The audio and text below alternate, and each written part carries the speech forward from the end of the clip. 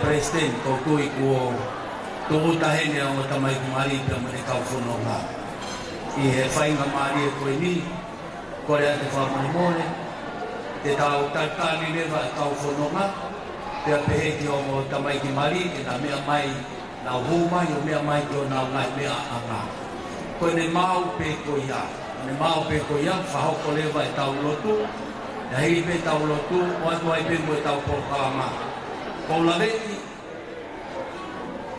Paula vei o tō mui e tau porkalama o e poni ka neo moi e te tau tokonia e ki te tau whaipe o tau lelei taha hirianga e poni ma o pōpo pe tau fia ko toa pe I e hua whakalaisi ko ia he taimi te pāsi heni te tō tate ne whahoko mai ai tau kau whanonga Vaiola vena Vaiola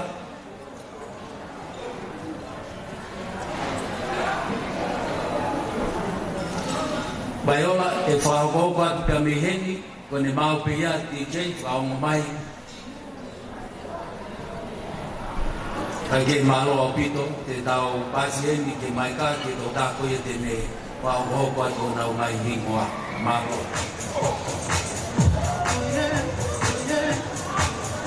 Kapetai ke e ki famili Kakokori ke hufana ngai tau whakatapu ne ka mata ake tau katoa ngā Ka atato kita, ke tae iloa, ke whakahoko atu, e ka whanonga I e aho ko e ni. Ka I he ura ki, te tau hoko atu, ke ura ki, ke uru mātua e tana si imani. Aia ko pāhuru matangi, te amo mere matangi. DJ, tuku maha whasi.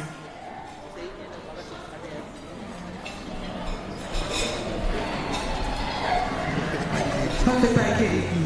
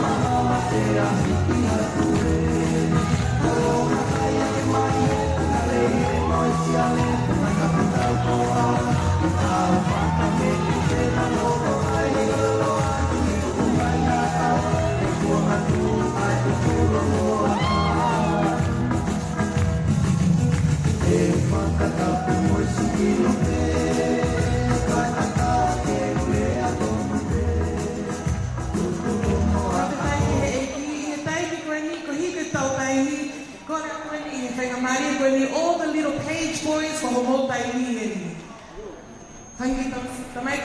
The boys, Homotai Ni, and the page boys for today, ke mo hu whakakatoa mai he tai koeni.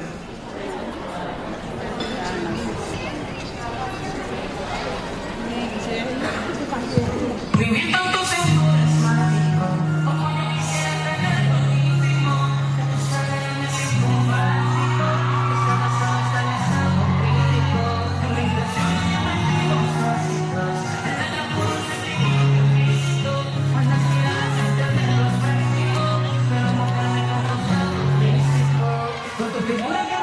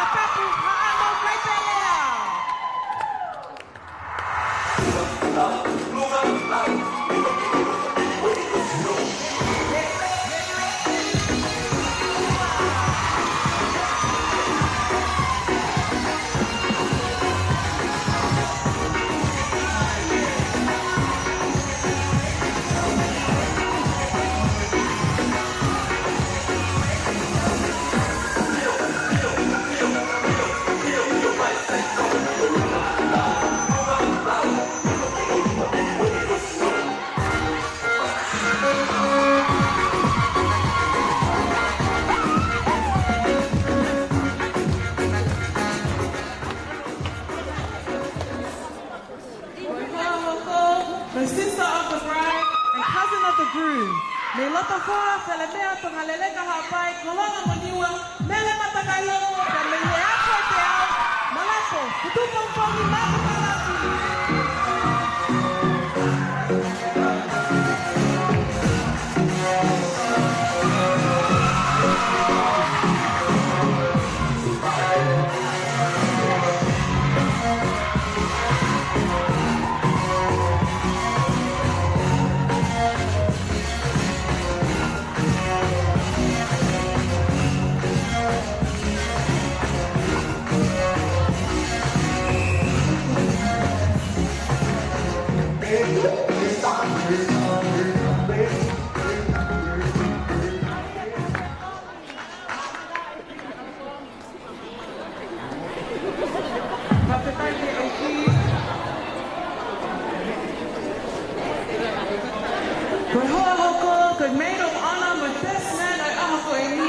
The sister of the bride and brother of the groom. Kolanga maniwa, mahina matakaiongo chinya, te me tane ababau, konua matai.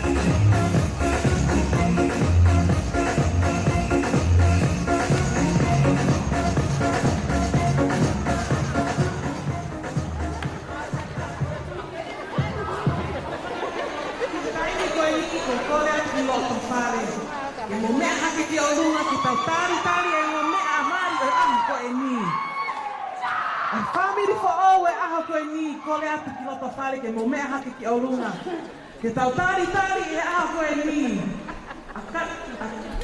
Katalina pohiwa matakaiongo matangi, tama kolau matau matangi.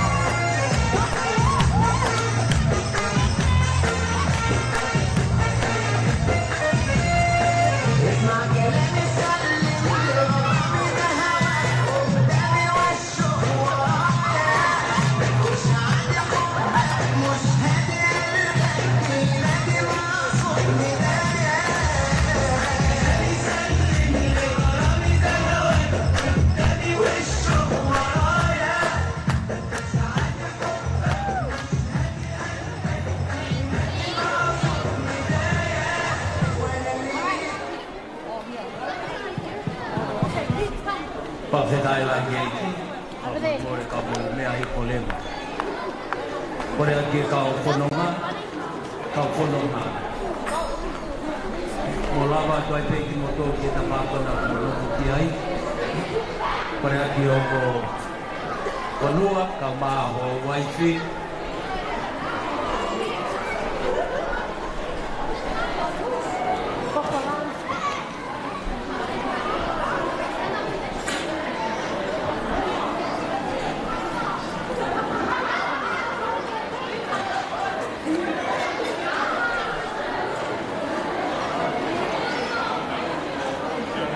Whawhetai lai ki eiti koe o mo tamai ki Maria Nawe aho.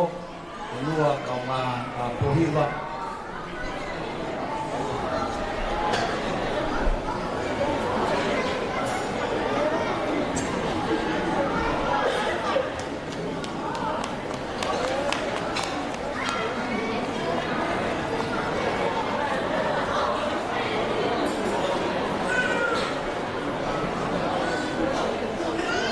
Mea maari e te ko kai ke ingo tūsia te kau whae huki. Nai mei whae materina aonga. Kai ke whawhitai lai ke ki. Mea o tamai tiki o nā mea anga ki o lunga. Kore a ke whamoimoare. O hangai koe ana kore atua ne nai. Whia mako pēa mō malo e tau whiohi. Kada whamoimoare. Kai ke ko whawhai he ne tatai kai kau so tuko whanua, ka moimore ka ne kataki mai o whahopa taurot, ka whakiti ai mea ilo ko teu e o mo whamiri, ko hi koe au whaketia mo whakoroa ko e ni. Kiri pe ai tau lotu, te whahopa tulewa ai pōkalama ko ia, te tau kumui ki ai e pōko ni. Mo mea mai kai kau so tuko whanua. Malo bit. Eke whae tau rotu.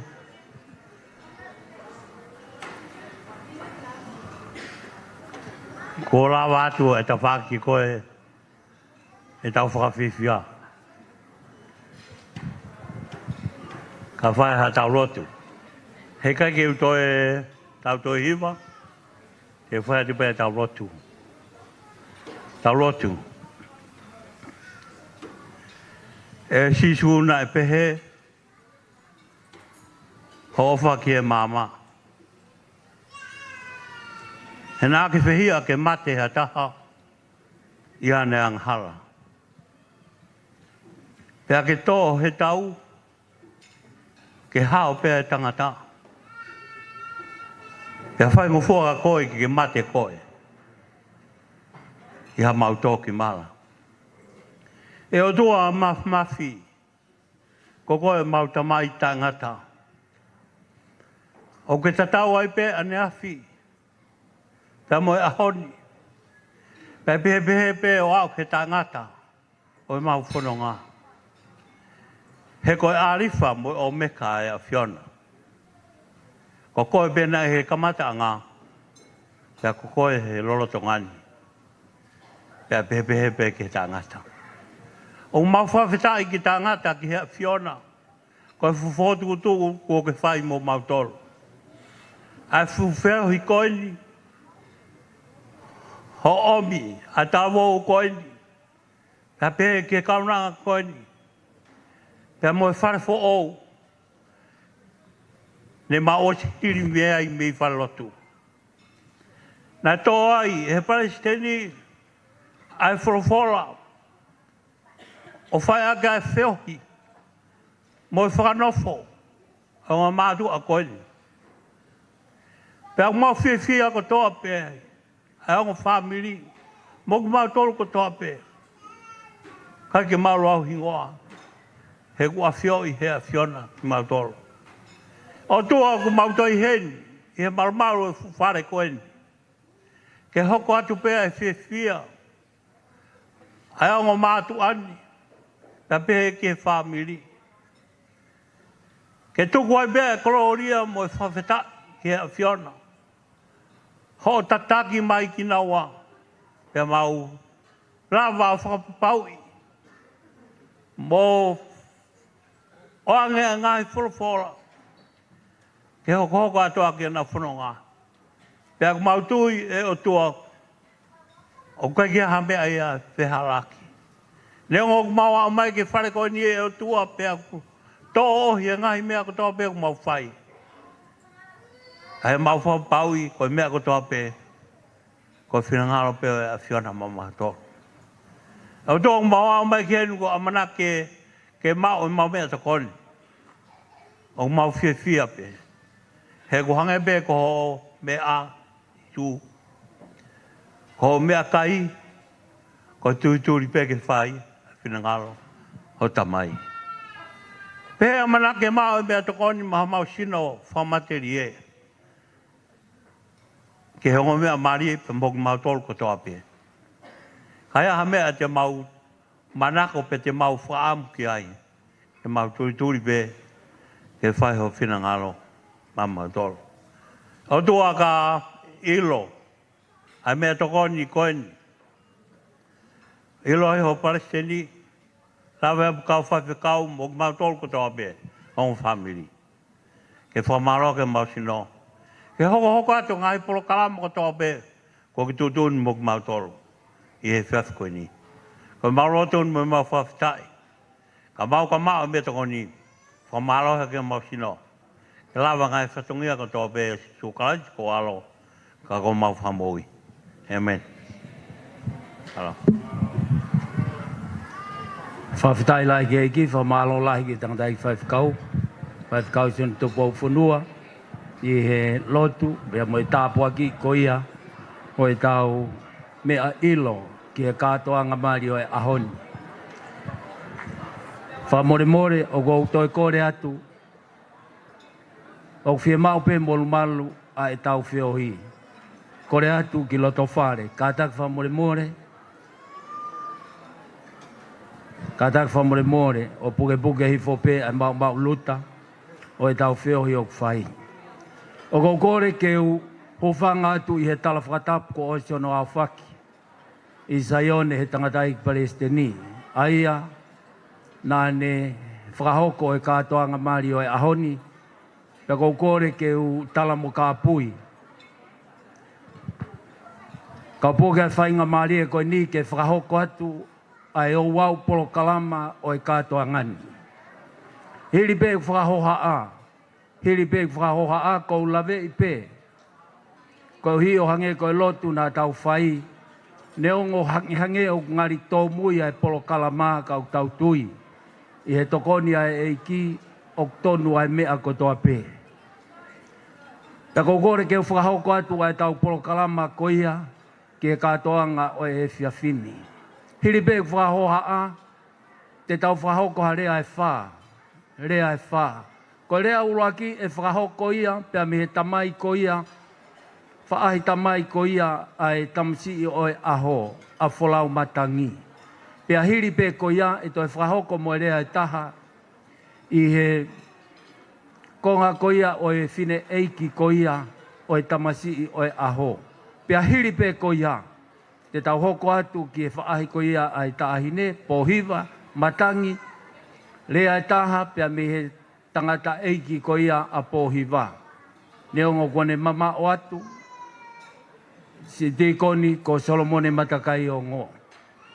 Pea hiri ko ia te tau whahoko e rea e taha, pea me he siare hae wala.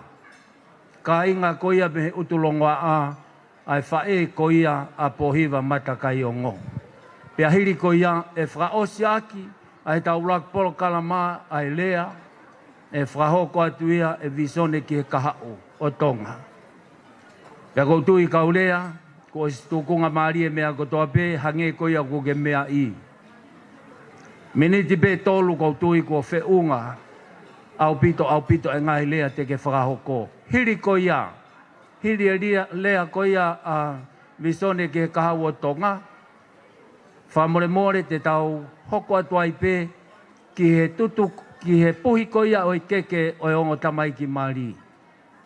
Puhi o e na keke, pia pehe ki e na mau ko ia a e na keke. Pia hiri pē a e na puhi o e na keke, te tau hoko atu ai pē ki he ngahi whatongia ko ia o e ngahi whae. Hiri hono tofi ko ia o e keke, pea e tau hoko atu ai pē ki he whatongia ko ia o e ngahi whae. Ko hi whaamu ko hi o geai e fireworks i a poni, pea whaamu ke clear amu ani, pea tau hoko atu ai pē pea mo i tau ngahi whakame i te. Ko i tau ngahi whakame i te kou tui, o se teu mai o ngō whamiri, pe he ke tapa ko toa pē, ke tau whawhiawhiai, ai o ngō tamaiki, maari ko ia, o e aho koe ni, pea kou tui, tau tui tai toi vei ua i he tokoni ai e ki, e langi ia ai e ki i he whiohi, pea mo e polo kalama au tau whahi. Pe he konga whao si, o e whamao opo ia, pea mo e lotu, mo e kresi o e tau whiohi, e tau whahoko atu ia e tangatai Palestini o se si whaifkau Nesia Skolo. Ko anga ia o e tau polo kalama ki i he taimini, ko e kore atu ki hongo whamiri. Kau ki ai hao polo kalama ki whakahoko i he taimi whakame i te, whakatoanga iange o fufi e mao au pito, o kuhenia e se ta tau pea muhu te makaunga ngā aue i he polo kalama o he whiawhini. Whawhetu taki mai aho ngahi tao lunga, ngahi whakame i te, ngahi o wha, o fau mai a te ia koe uhi, koe polo kalama whiawhia o e ahoni. Ko tui koe anga ia e tau polo kalama ko ia ki e ahoni, mau lelei peho mea toko ni.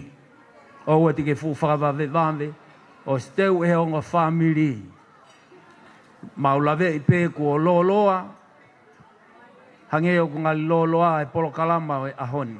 Pea kua teu e honga whamiri a mea toko ni, ke wana siva ho amanaki i he whiawhi koe ni. Koe anga ia tau whotutu, mo e tau polo kalama, whahoko atu i he ki he whiawhi koe ni. DJ kou kore, ombeha foi fasi, ka kou kore atu ki a teknau tolo whahoko a ngai whatongia rea.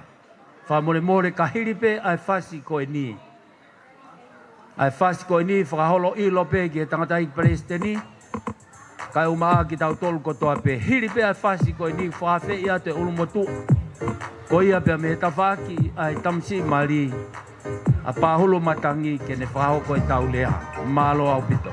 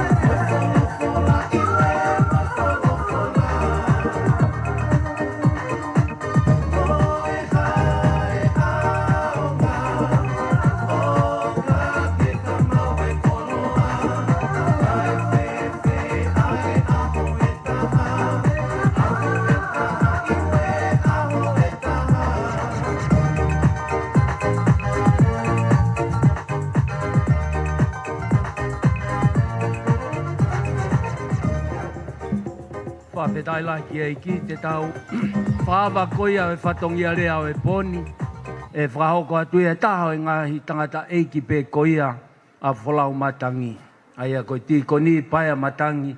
O kore ke tau pas talitali. Whaawa ai katoanga ko ia o e whiawhini.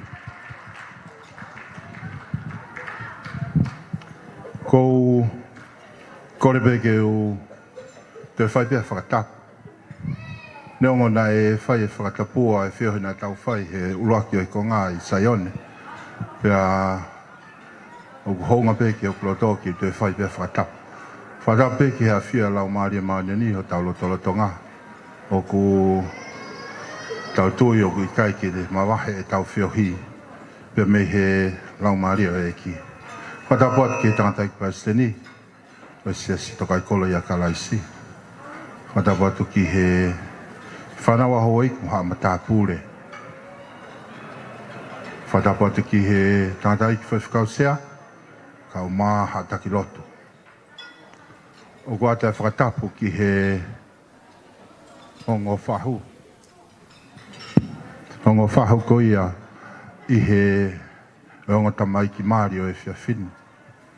O ko fi whakatapua pe ai ongo tamai ki o naua ai aho. Fula matanga o maa a pōhiwa matanga. Ata mō ki uwhai ha ki lea whafofonga i atu ai tawhaaki ko ia o wholau. I he tawhaaki ko ia o ene tamai. Ngai koena mō mea ai, mo tō whahoa koe lahi peau i he tamai ko ia a wholau. Pea ko whampe ke o whahoko atu pe ai whakamalo loto hounga. Pea mei hoku lau maare. Ulaki pe ki he tangata i Palestini. Kau maa whaiwhikau sea, mai kau whaiwhikau. Na e whaakau ai ki maari koe ni i hona hufia. Pea tawa o mai eni ki he tātai tuku ai aho. O ku kei matangi maari e pe. Pea ko ilo. O ku lotua, pea na e lotua. Ai whiohi o e whiawhikoni. Whamalola hi atu. Kau tangata i whaiwhikau, pe he ki whaiwhikau. Ai putungai talavou, koe uhi koe ngā ue, nā mō whai. Nā mauhanga noa pe, i he ngā tū, i he ngā tawhakeke, ka nei ai ai kau tangata iki, mai kau whine eiki, nā nau hūwhia lautu, ai mari koe i he whiawhini. Hua e whamalo, ko atu e whamalo lo te hounga moni, ki he whamiri ko ia o Maria. Koe uhi koe mautahini whakafofu, o lawe ai i hau kuki whamiri. Pea whamarola hi atu ki o hi koe lau maria lelei. I he talo pe mehe aho na e whai ai aho noarea i ai mari koe ni. Na e kaua eiki pe na e tokoni a eiki. Pea e lau maria na e taha. I he ongo whamiri whakatau osi. Pea au mai ki aho ni tau i heni e pangai koe ni. O kutau ki taha pe i he eiki. Whamarola hi atu ki a maria ka o maa whamiri. O pōhiwa i he whietū whataha, kau mā ai ngā ue whakataha nā tau whai o lawai ki whakahoko ai palani ai ongo tamaiki koe ni.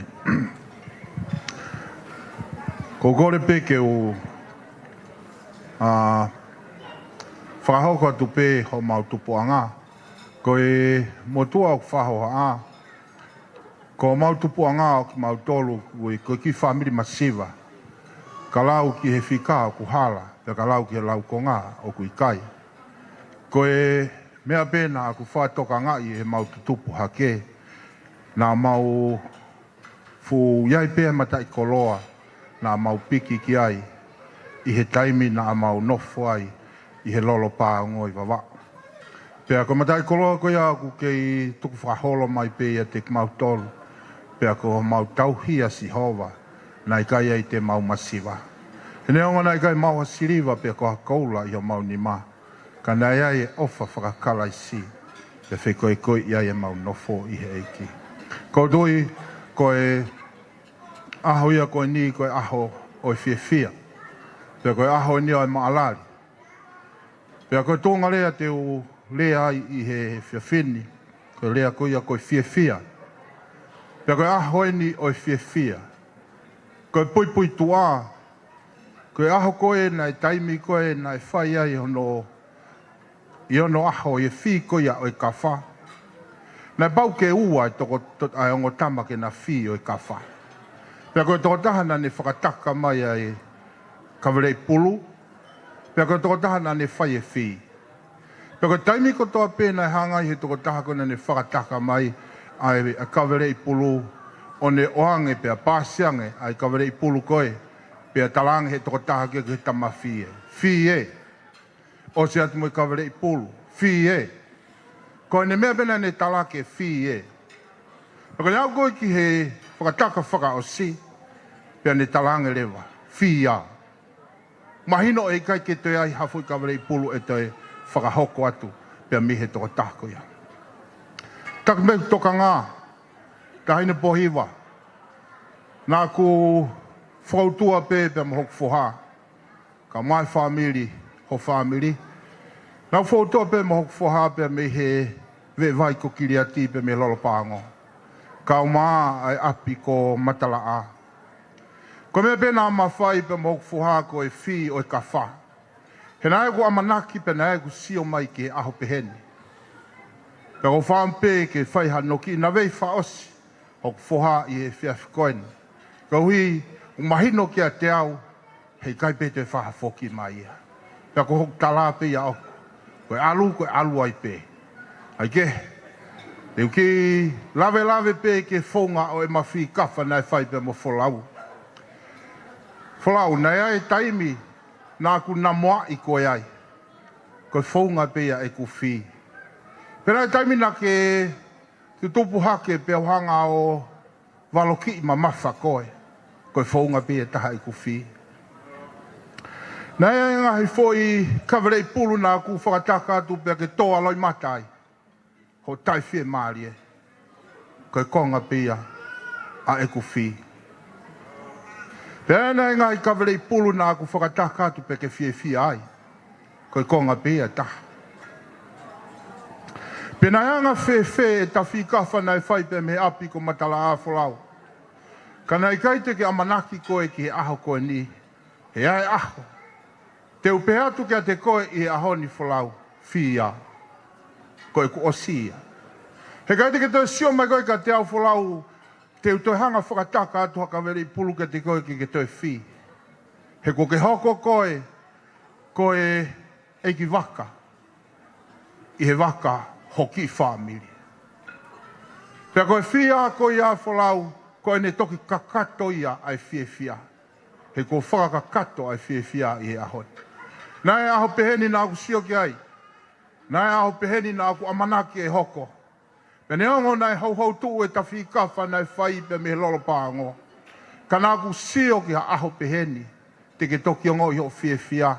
Ta nai uhinga pe ku tamai. Ke u whi. Pe motolo a loi mata. Ta nai uhinga pe no takilere au ke awe ki he whaianga whiohi a siasi. Ko hui pe koe aho koini. Aho ni wholau, o ko tuku atu, koe whohe e. Ala rewa ki he whohe. Pea oa nā ngalo ia te koe, ki kapteni pea kalaisi, i o ki whamiri. Pea neongo pea koe hau tu, hange koe tau malanga whaka eiki e aho koe ni. Koe kovina nite nā mo whai i he aho ni, koe kovina nite toko tolu ia. He nai whakamone o tua i he au e si, kia teki moua whakatau osi. Pea kou pehe i he whiwhini. Malanga whakakola na tau whanau ki ai, ko hono ai pe ki e mate. Kai kia tue whakaloloa whalau. Ko whalahi atu kia te koe. Pea neongo, kua talatu he ahoni ke whia. Oa na tuku, pea oa na ngalo ho moui. Neongo kua ka kato ai ka wha. Kai tuku mua ke no taki aki a kawha nā tawhi a homo api. Hai aki ai wāta. Ka koe eiki ko si sūkalaisi. Pea ni mo taha ko ia. Taha rewa homo whakakaukau. Taha homo sio. Taha ai mea mo manako ai. Hange koe tala e malanga na ah koe. A pau e whai ange kua ua. E ai e tō keheke. Ko no ai pe wholau. Mate koe. Mate koe. Ka lava ke whakakato, pia mau e whia iho mo family. O whalai atu ke te mautolu, tātai paseni ka mai ka whaifikau. Whalai atu ke ongo whahu whatoos. Si kāinga maheni ko tō pe o kāinga me lola pāngo. Ko o whalahe ke te maua. Whalau whao sia te pōpok tara o.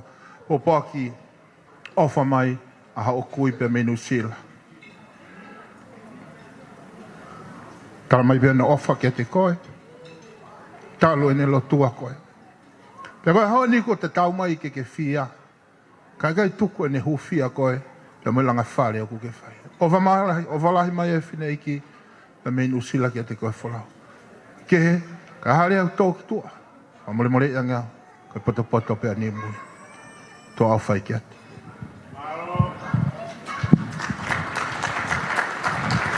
Whawhetai lai ki eiki. Whawhonga e whakamalo au pito. O tui ki he loto wholau ko hounga ia au pito. Tau whanongo ki he ngahi namoa. Ngahi ako naki lelei nai tuku. Pea me hene keisi i o ne au sia. Tāna e hoko kotoa pē. Ai ngahi atuako tal pea me he vare a wholau.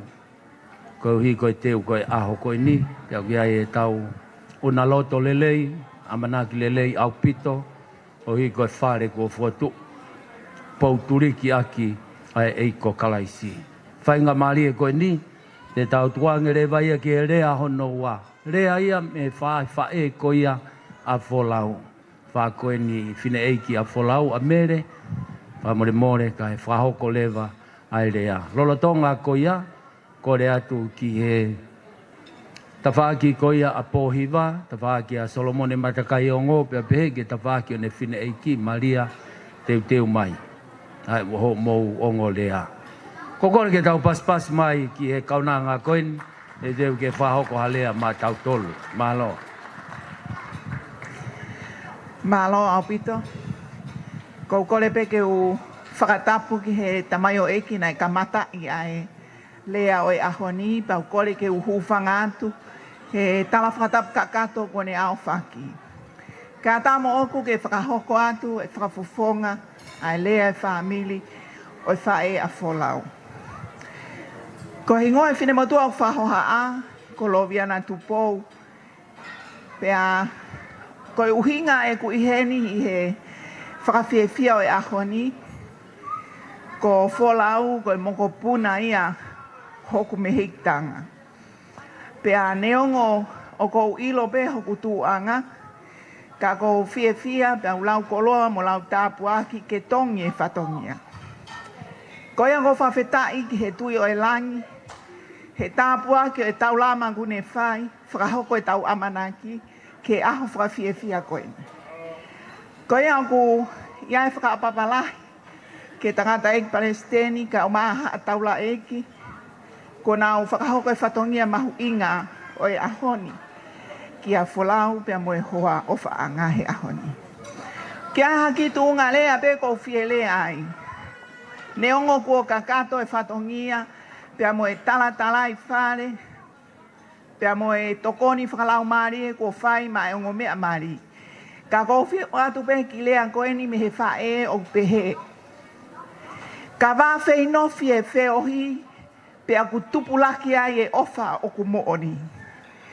Ko ia wholau ka pehe ki hohoa o whaanga he ahoni. Ka pau he wā mamao ai wheohi pea moe nofo mari he momoko e ofa. Ka koe taimi o ku wā ofi ai. Pea ku wā whei nofi ai ai wheohi ai nofo mari o ku tupulaki ai e ofa o ku mooni. Hange koe wheohi o tau whahi e ahoni ko tuipe, te tau whe whakamooni aki, ko e wao whiange e tau wheohi, ko e tau wheofo o whani ange. Ko ia kau tangata eki Palestini, kau maai kau taula eki o e ahoni. O ko whia ke whakahoko atu me whamili o e whae a wholau.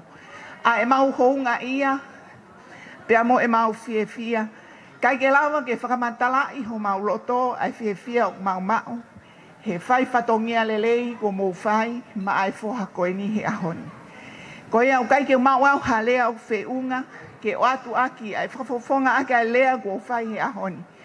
O whalahi atu ke ngahi fofonga ko toa pe. O ku iheni o tatau he family he siasi. Ha sola mo havulangi o tau fio he fio he angani. O whaatu ka ki mautolu lewa malanga. Tua o whaatu. Kore ke tau toe paspasi mai ki he lea kua whakahoko, whawheta ilahi ki he eiki.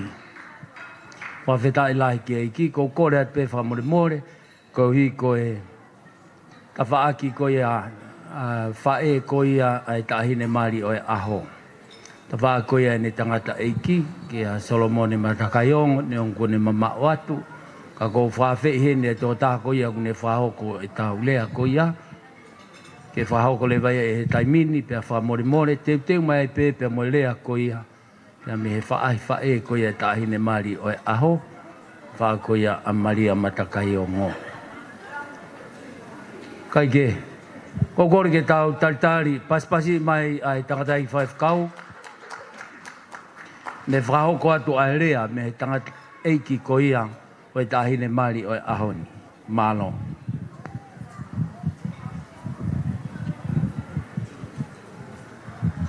Kore pe ke whatulo wat. Ka tā ke utongia atu e whatongia koin. Ne ngō kuia e kakai uk toton ke nau hen. O to'o e whatongian. Ka koe uhi koe masiva e whamiri. Pia mō ni pe e tala ho tau whonuau. Ongo ange ai masiva tangata i he masiva paanga. Ka neo ia, he kai ke tuku e wakaka whai a kakau. Whenga pe ke tongia e whatongia koin.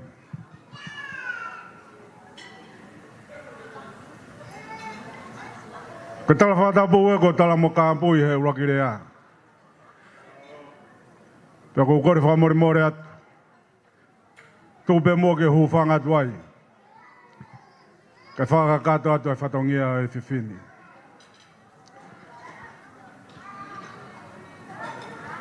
Ko matua kono whahoa. Ko taha pe ia ngahi first cousin o e tangata eiki a Pohiwa. Neonga kua ne mama atu i he whanonganga.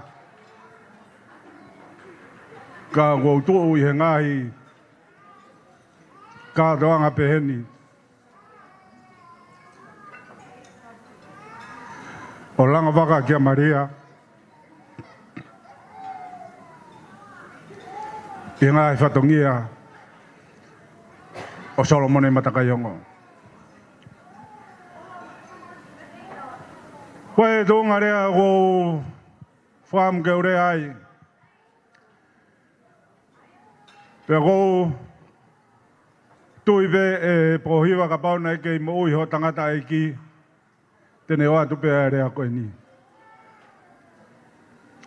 Pea koe tōnga rea au pehe. Koe tatau, pea moe tāu.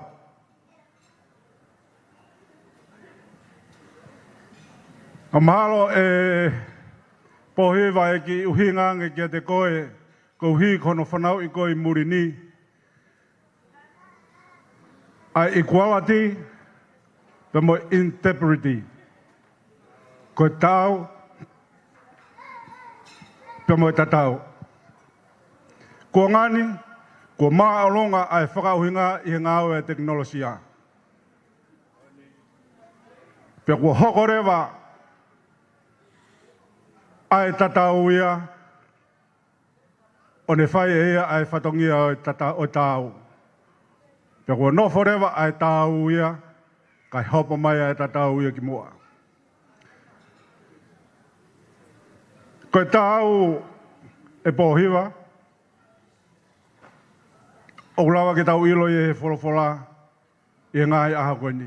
Tau wā mai eni ke ngāi aha tau whamanatua e aloi ho tau eiki. Nai toko lai pēr kau tāpo o ia i Isleri. Ka nai tāu pēr mere, pe moi whinangaro e o tua. Nā ke ilo pē e pōhiwa e tō onga mo ui ho tangata eiki pa kou kore whamare more atu. Kia sione pia pe kia Maria pe mo to ngai fa nau na ko halangai mama. Ko tangata kona a ho tamai. Kana no wa Maria he ne tau. Uhinga ia ok fia ia tangata ik Palestini. 5 kau sea ba mo ka 5 kau pe ke sia si mo family. I a ko ni kana ko fata. Mo koe i ho hoko sia ai la kanga fo o ko ni. Whanoa te ke whai pohiwa ia e taimi te mo toke ke he aki ai pa mo whlau. Kore at kua koe nofo o tau. O te ke hori ke tatau. He mau e ho mo whamiri. Aho ni kua hoko a ngahi mea lahi koe hui koe whinga ke tatau. Ka kua whaambe e pohiwa ke nofo ho tau. Ka bau te ke tange tatau e ita tau whahau, koe rea ia e whonua. Bau te ke tange ke tatau pa moe mea e whai e wholau, te mo mau e.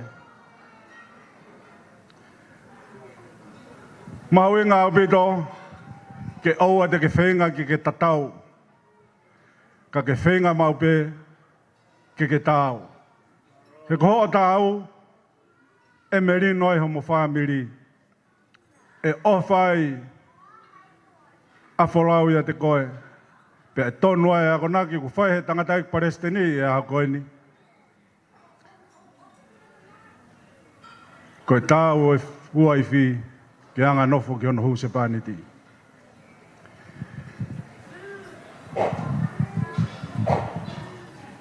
O kia e whakakaukau i ngai a honi. Koe hui, koe hake mai, koe maalonga e poto i he whakauhinga whakaekatēmika. Pe kua nau ngahi ai a mea kotoa peke tāu. Pe koe palapare mai a ahoni. Pe kua lahi anga e mahafu ātomi, pe moe whi ahu auhi. Ke tatau pea e mawhai. Pe kua hoko ai e ngahi whakatū tāmaki koe, o hangea koe ku taulotanga mo ua e ngai ahoni, ai COVID tahewaa. Koe hinga, koe whenga, ai whahinga koe, ke nau tatau pia moe whahinga koe. Pia kone whanau i mai aia ngahi mea whakatū tāmaki o tau ngai hao. Ka bauna nau taktaha nofo pia i hono tau. Ke nau ilo e ngau e o nau whai he kau saia nisi. Koe whenga hapea ke mau e mo ui, ai whahinga e tangata. Koe a rea e pohiwa ko whaiat ke te koe e ahoni. Pia moi pōpō aka pia me api. Kolo vehi pia me tongo re reka. Ai awhalahi atu kia te koe. Pia moho whanonga. I he kahau. I he lākanga whao koe ni kua ke ausia. Pia koe mau pōpō aki pe ia. Tauanga ki ke mau haka Christmas fia pia moha tau whon keresi ia. I tau whaona. Pea ke whanonga i ho tau. Koe whiwhine koe. Pea me he toa pui. O whai whatongia i kia wholau. Pea he kai maa ia i ane area. Pea mono ngāhi whiri i he matani kolo. No whai. He tōni koe he lau maaria maa ni. I ho nofo i ho tau. Ka bau te ke whenga ke tatau. Ko kore whai more atu. Ia ngahi whakatamaki. Po ma ngahi mea atai amane kina te ke au sia i e kau. Kau ka ke ka nofo i ho tau. O hange e koia koe ako naki koko. Whanau nofa ki moa he tangata ik Palestini o sias tōka i kolo i a kalaisi i a koe ni. E whon tāpu aki. Pe whamonu ia mei langi a mo whamiri. Pea o whalai atu kia te koe, pea me whamiri ono katoa. Pea mei tōngerek. Pea pe whoki ki he ngahi. Kop whakaoke o kwe kai ki tēnā ulama mai e ahoni ko hui ka ngahi uhinga whakekepe. Ka ko whafungai atu kia te koe. Ai tala monu pea moe o whalai atu. I he kamata whou ke whai i hala whanonga e mo ui.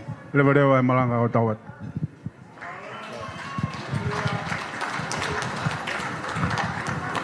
Ko kore ke tau toi whahe pasipasi ki he whakoloa lea o whahoko e tangata i whaikau. O ki ai pe ai tui pe mo amana ki lelei e wholau pe mo pohiva. O hi koe ngahi talatalai whare mahu inga. Pe mo ngahi nakona ki lelei ko tō pe mi hongo whamiri. Whaampe o ange koe tala e tohi hai ki na ua ki homo kia. Ngahi tala whakakoloa ko toko he ongo whamiri o mo koloa i ai pia pehe ke wheo heu tau whai.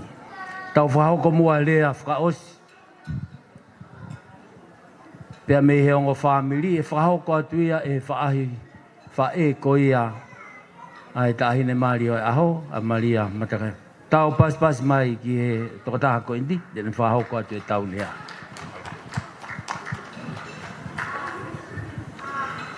Whatapu ke kauwhasikau. Nau mai whatapu ke ongo mea mari. Ka tehe ke ongo mātua ongo mea mari. O atua ke a whakatapu ka te kimotoru, singa tamai, singa whae, kau mai, whangatokoua, mo whangatou whawhine. O tau lono tu he malu le whare koe ni, ko hono whakahau ngā. Ai ongo mea mari, oi ahora koe ni.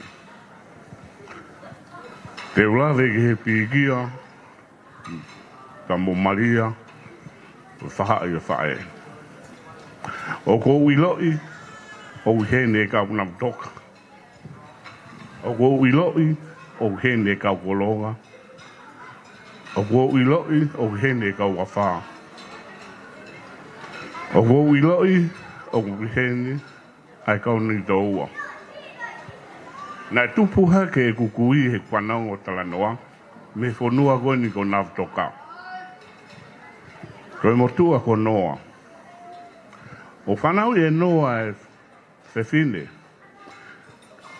me nav toka, o nau nofe nav toka. Ka tupu mea noa, haongo whoha toko ua. Koe toko ua koe ni, ko mau, pia mo te vitang. Na hao e toko ua ia koe ni, o ase toko taha i kolonga, ko te vita, o mau hoa i ai. Pea whaya te ewa e toko taha koe ni, e toko taha. O ase ia i a wha, o tupu mea i e haa mau, ka umaa wakawhilo. Pea koe ase e toko taha i kolonga, o mau hoa ai mo e whiwhine ko tisi ola, whinau. Aia o kuiai e tisi ola a Maria, pea mo e tisi ola o whiwhine. Pea tupu ia te elita, mo tisi ola a wakahi, koe tamai ia a Maria. Pea koe motua koe ni upakaho atu, ko hama na e tupu ia ne tamai ko noa. Ko anga ia e kupigia, pea mo whae. Pea kuheni, ai ki whiwhine, o kusino sisi, pea kuhulu ngoa au pito i he malumalu whare koe ni, ko sūtita, o kuiai ne tamai, o tupu ia mea tauwha. O kuhe ai, ko tokota, ko whineasi. O kutupu ia, hake ia whakawaa. Ko tokota haini o mea ilalo koe, ko ki te hina sisi ia o ko tino. Ko tui o kumahu inga ange, ki a te au, ke upakaho haa mo pulea atu, i he tawhaaki hoeni, ko ia, ke rea tau whanongo, pea pumahu inga ange ia te tau tolu. Pea ka iai, hao, fie mau, i he hohoko e whamiri, toki aluange koe ki atu, ke tatala noa ki ai, ke toi mau e au ha toi hohoko atu i a teki mō tolu. Wa whake, ki a pōhiwa, koe ahoni, koe ahoia, o. Pea hei kai ke toi lawe, ke tawhaki e wholofola. Ko ke mākona mō hoa, i hono whao e wholofola, me kau whaskau. Wāre hukungu tū ke whakamatala e wholofola ki a koe. Ka koe mea ko mau, ke ku whakaha ka te koe. Ai aho na ke hua ngā e o whakaha ho mari e ku fia i ha honi koe whiri o koe whai. O ko ngoi o ofai o whae ho talango hua ki ho whae pe a au sia o e aho koe mi. Koe pāre ia a au i ho talango hua ki ho whae o ke si o pe ki ai. O hen i a fuka kai toko la. Ka tau me fito ke whanga toko ua mo e whanga whae mo e ka kai ko toko pe ngā he kolo koe ni. Koe nau i he ni kono whakalanglangi i koe. Koe ai. Kau nau tōk, nau mākau, kolonga, a whaa mo i te roa. O ko whakamalo atu ka te mo tolu. Ko mo lava mai, ko mo whalanglangi. Ai aho, o pōhiwa. Pōhiwa, ko whamalo atu ka koe. Ka te e whoki ka maria. Ngā ue une whakako. Whakatawa ki tāpua ki mo tō e toka. O whakatau mo mohori maani ani. I hua whasi sukalai. Amen.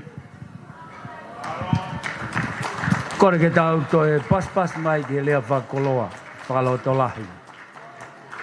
Whawheta i lahi ki heiki, kai ke u to e whakaloloa, te tau tuange rewa ai whainga maari e koe ni, ki a visone ke kaha ua tonga. O tui i he tawhaaki ai a whonua, pia i he tawhaaki koe a pōhiwa, whakatoma o e whakamaupo atu e visone. Ai ke whawheta i lahi ke iki, hiri pe ko ia te tau hoko atu ai pe, ki he tau prokalama hoko, malo.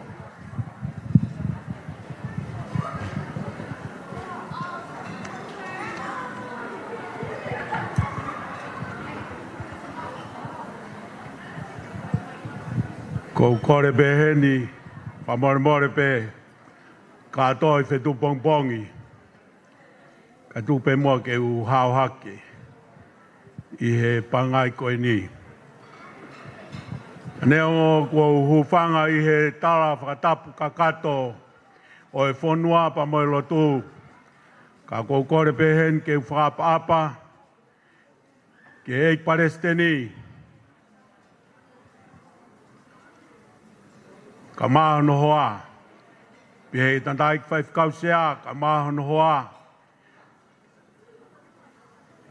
Tare ki tā mo kau whaikau ko tope, pe ke skei tāri vai whanua, mo tolu ko tope. Kau taura eki, ka mai kau tīkoni, o i siasi, pa mo ngai whamiri. Ka tupe moa ke ata, ke he motua koeni, ke whai ha whakaho haa. He ko tangutu pe, i hoku whautuanga, ka mahino ke te au, lawe ki tongo rereka. Ke tā whaakia pōhiwa. O toi nā muktara noa wia, pia mo pāhuru, koe tongo reka pe mo iaia. Mau toi whengat ki uiha, koe mea tatau, takou nā whakatou lawe pe ki uiha. Mau toi hiki atu, ki niua, ki he motu mamao, o mau toi tara noa i pe ai, pōhiwa, kau maa whorau, ato e wharahi ka te moua. Ka neongoia kou kore pe hen whamormore, ko hihe kui hen whoki ai ka ainga o whorau i ta whaki ne whaea mere, koe ka ainga pa me au te roa. O roto pe tupe mua ke whaki whaoha, ta pepa mo e ta taik paisteni, ka tō ke whātua ki whahoha, i he konga ura ki whahoha e motua koe ni, ke lawe ai kāinga muri ko tōpe, o ngau hen e ki whahoha no pe. Welcome family, friends, and honorable guests. I want to honor Mele's mom Nelly and all our Maoris family, they are here with us today. Thank you for your love.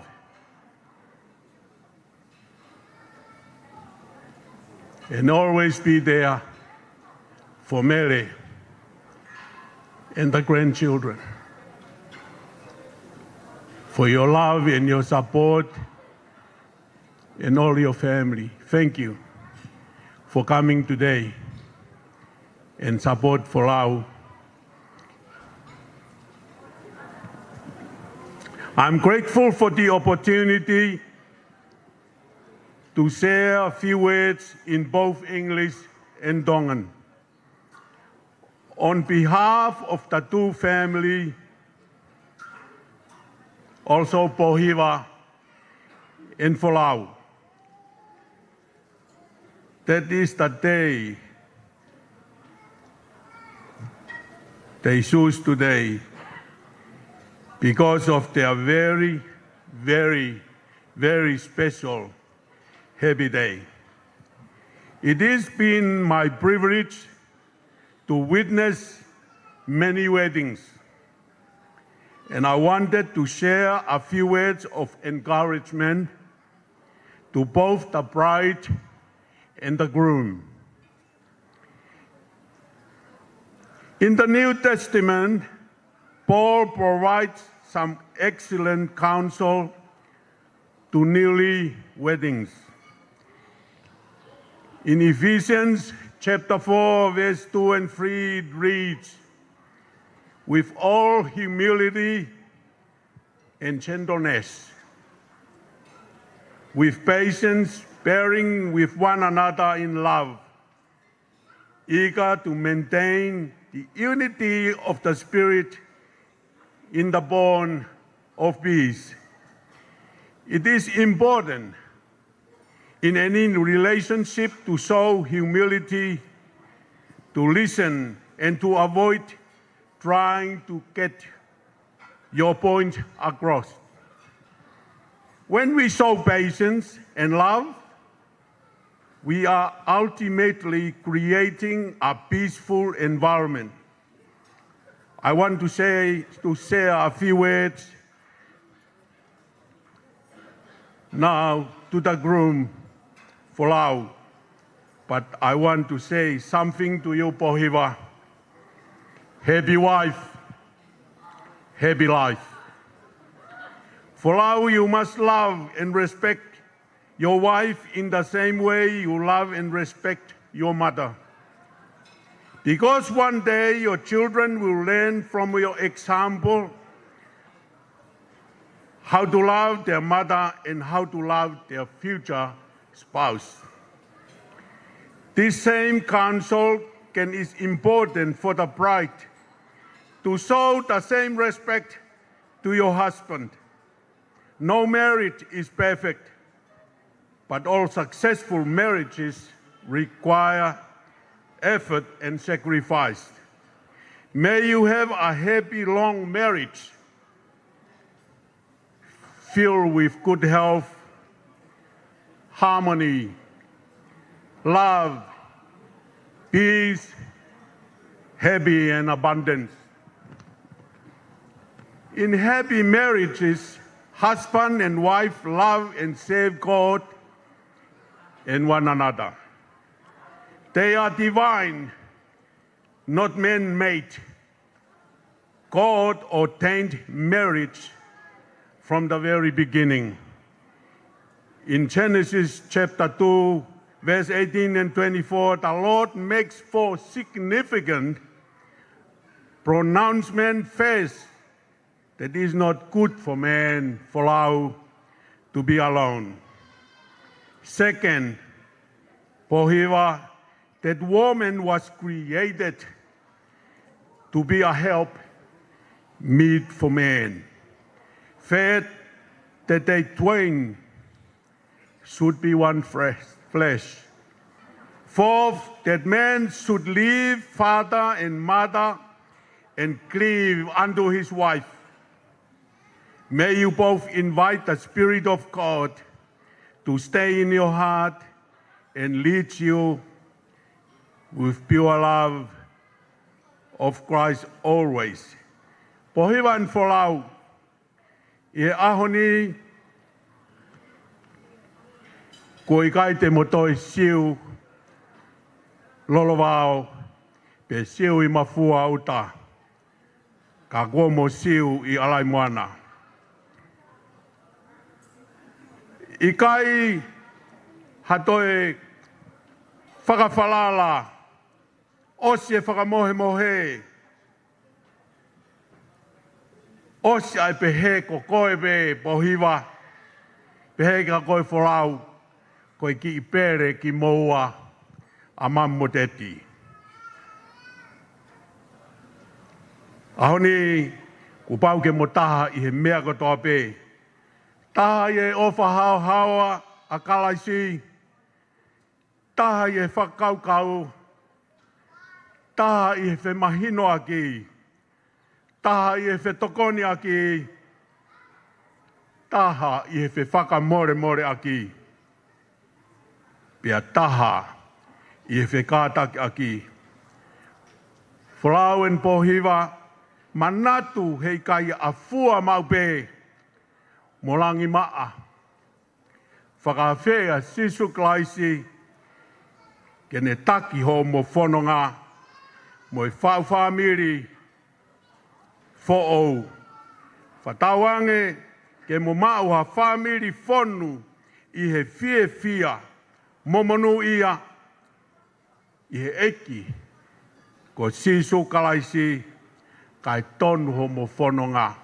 Atu hena tala monu, ke homo whamiri, hono koto ape, o pohiwa, ka umaa a wholau i he aho koe ni.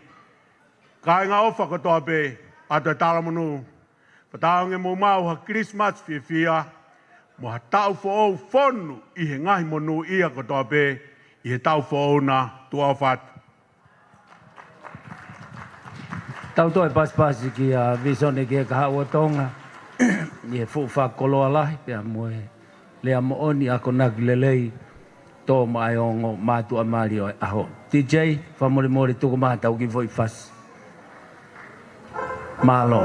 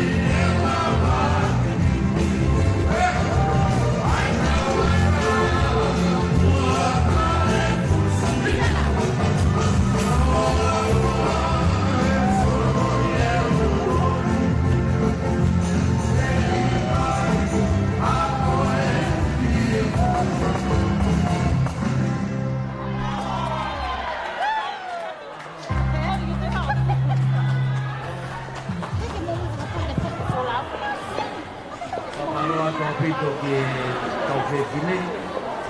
Lau mōni pehi wā ia mahalo pai tō whewhoki a tai nai ia. Kai ke he whamorimore am tamatai Palestine, koe uhi koe tau Paul Kalama, na hiki tau hoko atu ki e wau koia oi keke. Kai kohi o ki ai whima, pia me teknau tonu, pia me i he. Me au teo mai e tau mea toko ni ki haku ai pe ai main course o e katoa ngangi, pia hiri ko ia te tau toko hoko atu keke. Whamorimore atu i he kawhako ia. Nau whaamu ke hoko mai ai main course i he taimini. Nā rora osi hiri a pia tō whahoko lewa ai o wau koia oi keke. Koia whamorimore ki tei kai toi tū mai pia fo hiwa. Tū maa fo whasa.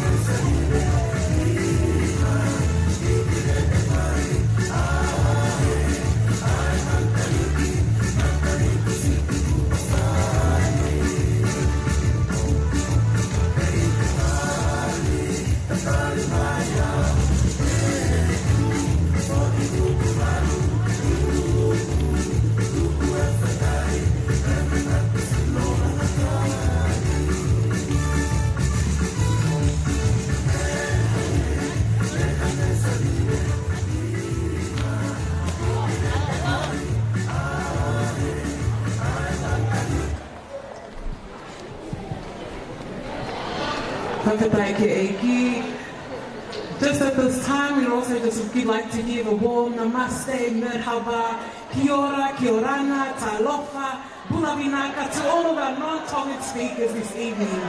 We are still waiting at this time for our main course to come through, so we do apologize. We are running on island time, so our main course will be out soon.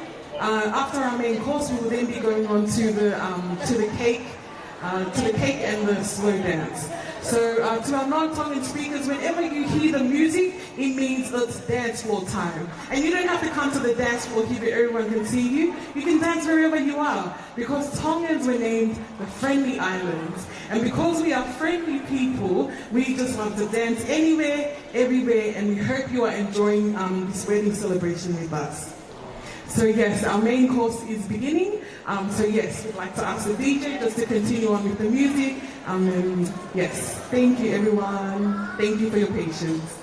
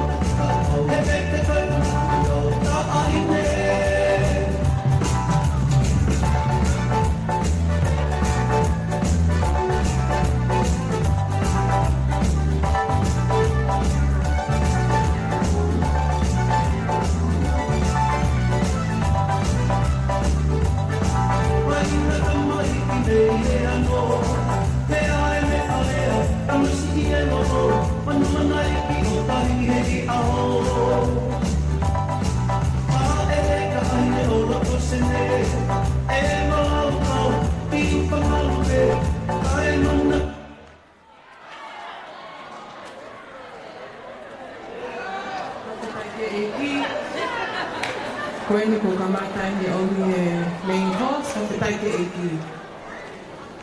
Ko le peki DJ ke hoko pene tā mai ngai whaswa mawhana po koe ni.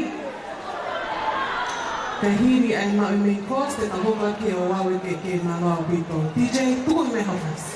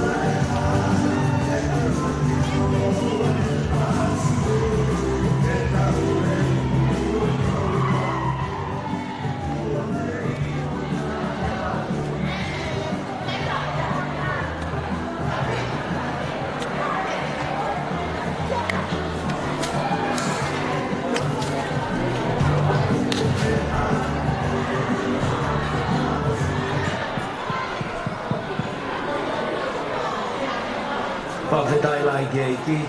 Te koutu i o mō mao peha fia. Tui koe lau maari o e katoa ngau tau whai koe fia i he ai ki. Kai ke i he whainga maari e koe ni.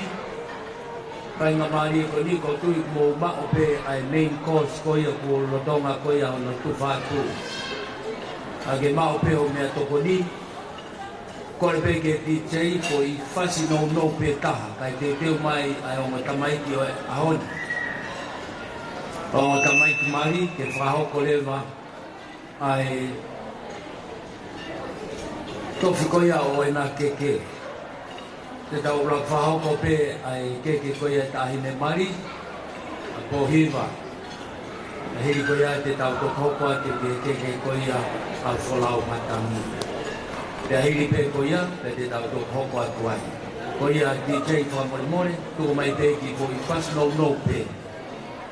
Kore ki hongo mea mari o e aho ke na whamorimore, mo te teo mai ke tofi koia o mo keke. Malo DJ.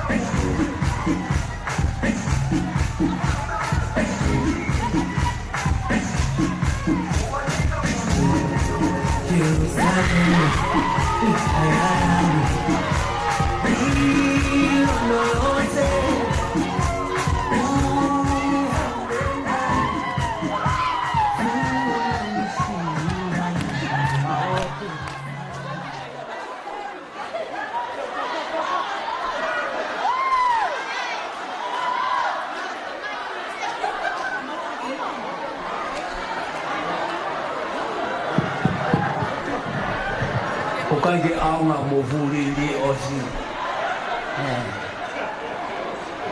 Pawhetai lai ki e ki. Ko tui i he whainga maari e koe ni. Kore a kia wholau pia mo pohiva. Mo kātaki mai. Te tau praki pahoko e tofi e keke koia a pohiva. Keke koia a pohiva. Kiri koia te tau hopa e koe pe i he keke koia a wholau. E Baiola, te te mai ai here, nau tolu i whatongi a koe ni. Ko hiri pe o i tofi, o se tofi koea nau o kike, te tau whawhe i lewa ai Namadai Presteni, whai kausea, re i o whahu, wahoko ai imis aka koea i he keke ai o mea mari o ahoi.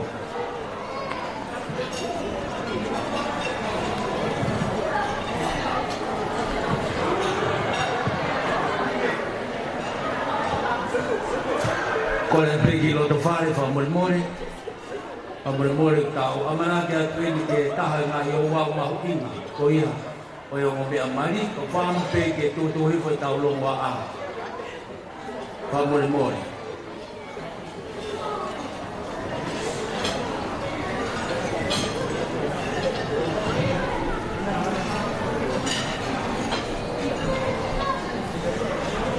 Kai ke whawheta e lahi kia i ki. Ko hi koe katoa ngā maari o e ahoni. Wholau mo e tau matangi te apehe ki a Katalina o hiwa matangi. Whawheti ki moua i he huafa ho tau eiko si so kalaisi. O whamore moe. Kai tofi aho mo keke ko ia i he aho o e ni.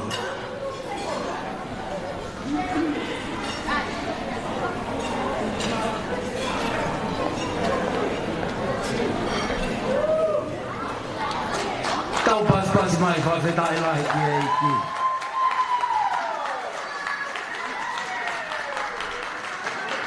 Kore kia pohiwa, ai ai pe aho o mo keke uraki whokia, koe keke ia e tahine mario e aho. Pohiwa matangi. Whawheta e lahi ki e ki. Pakawange ki kua taha pe, ai tofu keke wholau, ai te tu oua. Kai ke kaukore, tō lewa aho mo keke.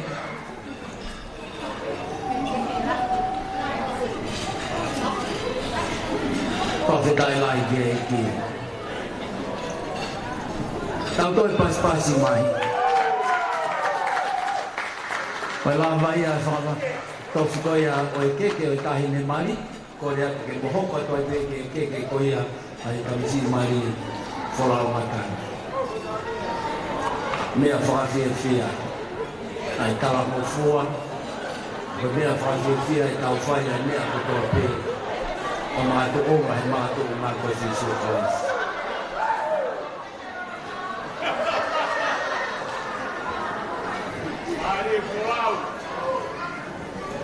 Wholau pia mo pohienga matangi. Ia e puafa o tau e hoho i mo whamo o i ko whisu o kawasi. Kaukore, e mo tofi aho mo keke. Kai keke to ila koe he re wholau.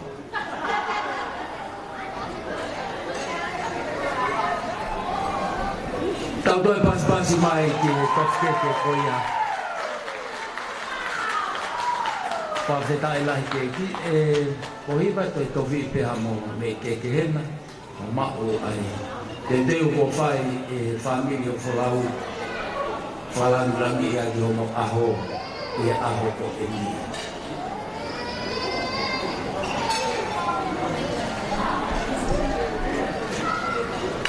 E seta?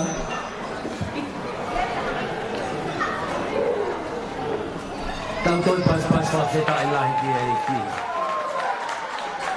Whawheta e lahi ki e ki. O tui koe lava ia o e tofi koe ia he keke o e mo tamaiti mari o e aho. Ai whamore moe.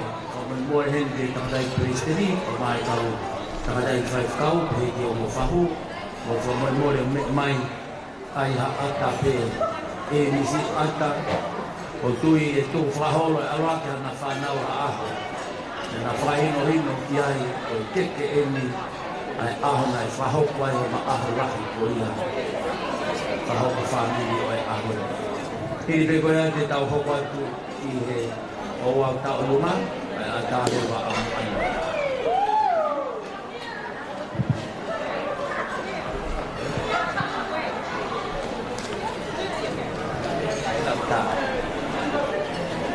Kora peki e tamatai presteri, mo hiri peki o wau koe ni, mo mea mai o tau tamatai whaikau, e ke o mo whahu.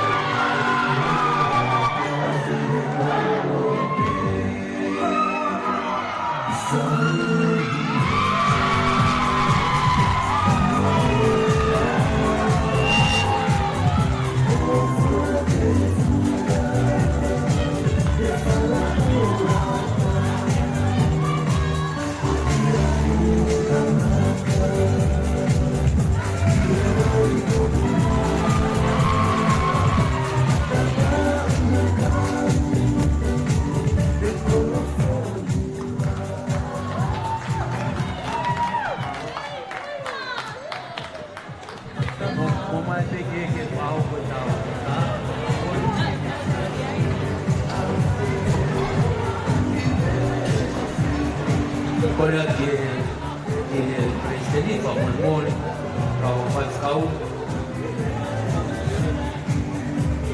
pao ko ni ai mista hili pe ko ya hili pe ko ni te kau fa ko le vai pe kau to le wa ko ya nai fa ko hi ka to kata ani e dia e fireworks e ho wa dia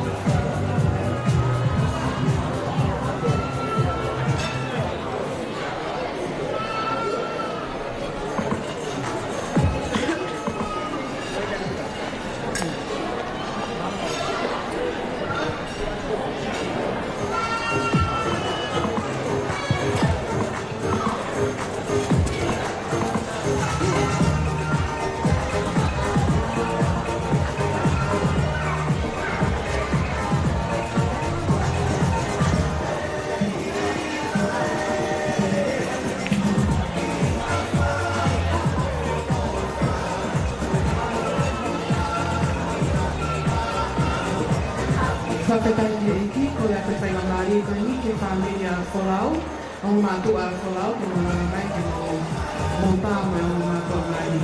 Hiri a kai tāko ni e whahu, me o te a Māori ko le a whakia o mātu a Māori.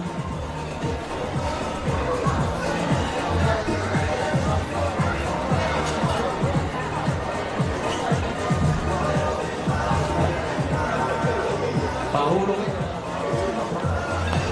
Ina pahulu ke kuata hati kami family ko ini o Wholau Matangi titi mai ai tapat ko ini o family ko o po viva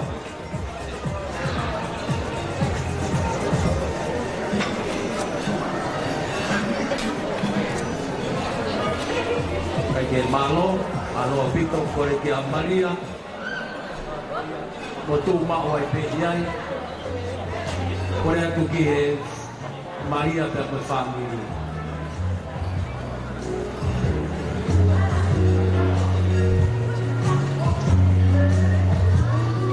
Iyo koe whamoi ko pahulu ena kore atu he family ko ia pahulu mo mere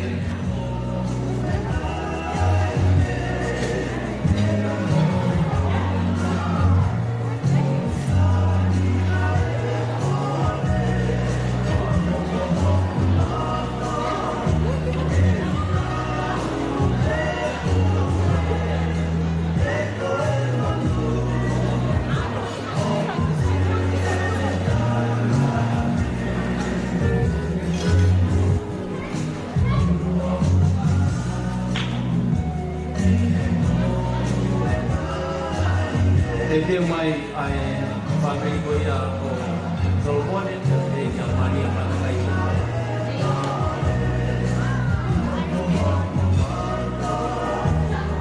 Malo papa ia ai kapal ko ia kodua Matangi tahu ko te ki family ko ia ko tahu ne Maria ka ko family hau ka toa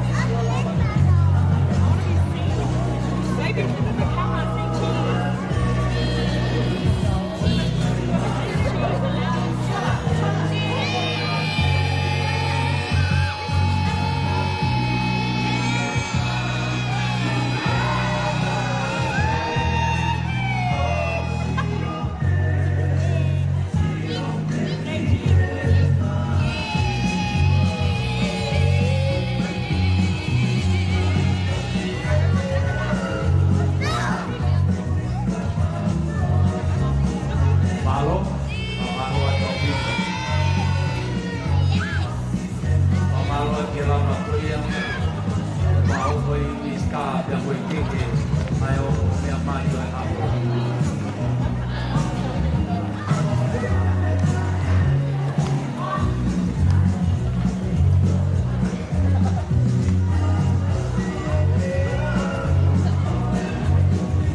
mai ke whawhenai mai ke iki ko kore ki he whamiri whahe whamiri wea Maria ka mangai whahe whawe he kaimini ke nao whamore mori ka nao hoko mai o whahoko atu ai o wau kuia mangai whahe he kaimini kore aki o mo mea mari ka mo kataki o whoki aki o mo mea ama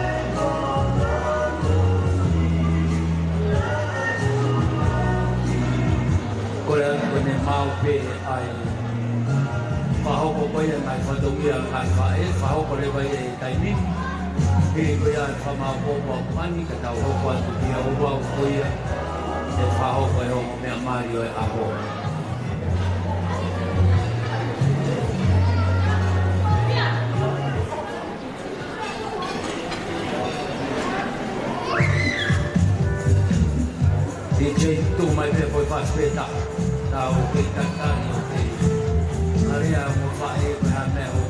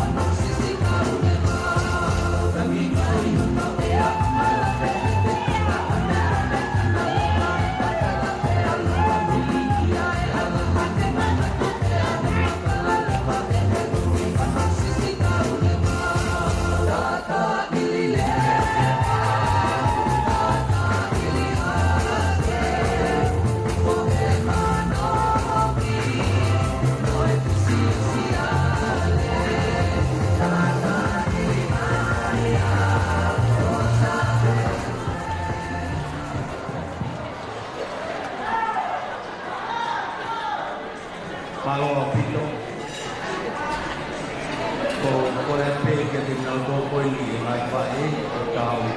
Ko tonga taratari ane tau o tau mata ni o tō. Mai whae, o hiki tau taimi.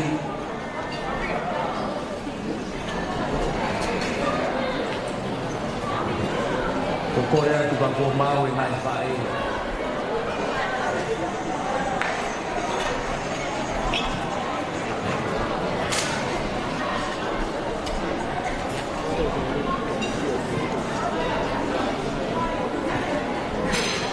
Ko rea pe ke tau mui mai ke tau kō kalama, au pe ke tau taimi. Ko hiri pe tau whahau ko koe ni o ngai whatongia o ngai whae. Tui o tau hoko ati o wau e taha e ai ngai whae au e, whaamu ke lava lewa hoko ngai whatongia ngai whae ka tau hoko ati ai.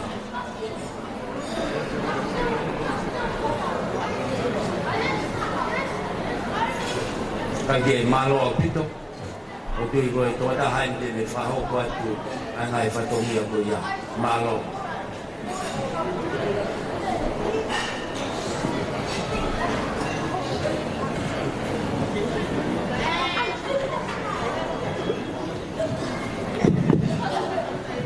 Whatapu ke o tua mafi.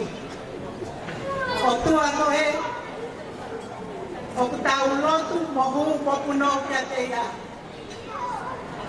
O tua koe na lehanga whakatutu e ahoni, kia te koe whalau, kai pehe kia pohima, uhingai e tau whakatahataha mai he aho koe ni. Ka tau tuku ai koloria mo e langilangi, e whakathoki pe kia te ia.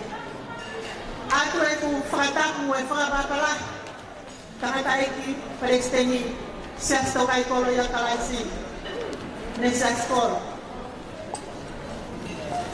Kai te he ngani family, he ke whahu, kai tumua ke ata, ke whaia e whatongia, me whangawha e a pōhiwa.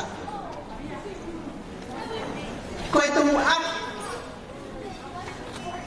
o ke ai e keke, koe keke whakarangilangi au e aho. Koe whakarangilangi o tū aia, ai tahine ko pōhiwa, koe whakamalo, i he ofa ai o tua, kua whai maana, lolo taunga e me whanonga he mai hala o e whine mui. Tala o whai e whorofora, e whakamaa he tala o hono hala i e ha. He tauhi pe ki he whorofora. Pea koe ai honga ia Maria kai mai ki family ko eni. Koe uhi koe tauhi ai o tua ko whai.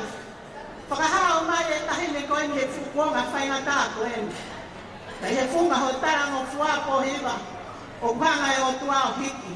Ai mea ko toa pe. Pea koe koloa ko ia. O ku whakarangirangi. Ai o tua ko ia. O ku whakia ke tangata i Palestini. Nese asi kolo. Koe hui, koe ia ai tōta. Kune whako whonga. Ai o tua mafi.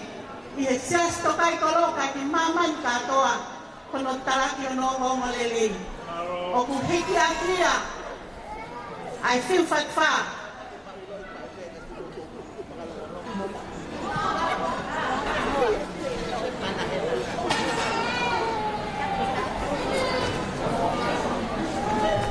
Wharatiu uango kumi. Awhia kia lau nima. Wiai moe ke tonga whatwha. O toa ke katoteu anu mono. Pea mono keke. Koe koloa kotoa koe ni. Koe whakarangirangi o tua ia ai family. O pohiwa mai a moe whanau. Pea o whakia ke tangata eki o kune. Taraki o nomo lelei. Ke mua whasisu. Ke tangata e Palestini. Nese asi kolo. O kore. Ke te koe ke toa ai koloa koe ni. Mea mai o ke tau hia. Whakahoko atu ia, ke whatongia tangata i Palestini. Tā mai ha whasi.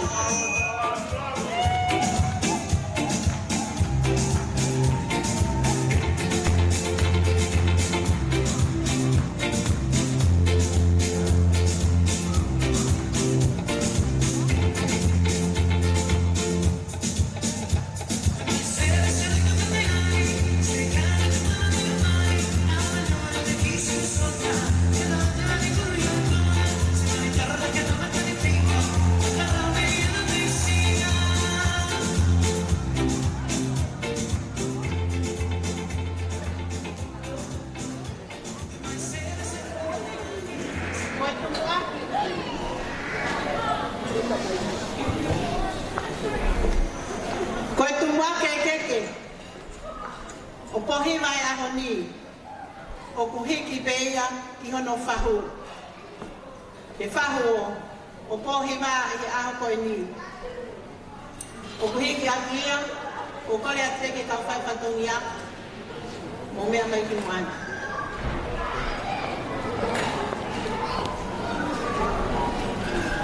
O kuhiki akia ai whipu. Pea koe mono sila. Ma ko kore wha more more peheni, koe sila, o kusi tauhi peia te whawolawa ki nu sila.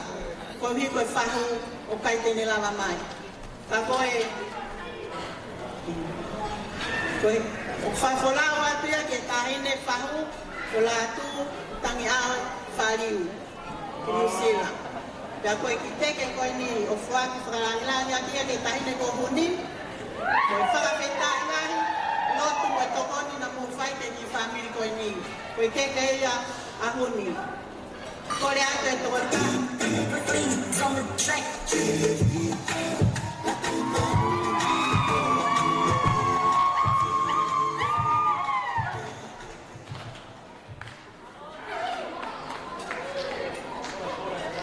Ia koe sila e whahu koe taura uake. Whamu moi a kuia ki mu sila. Malo api.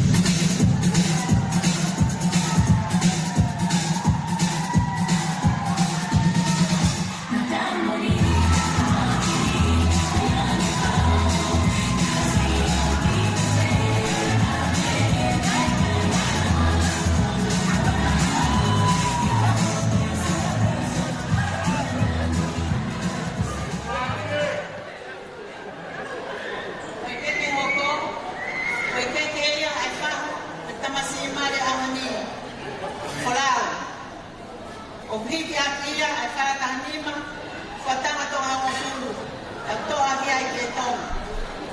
Ko teke ko ia, ko teke ia whakaranga ke whango whalau, o he mes. Tana e whasi.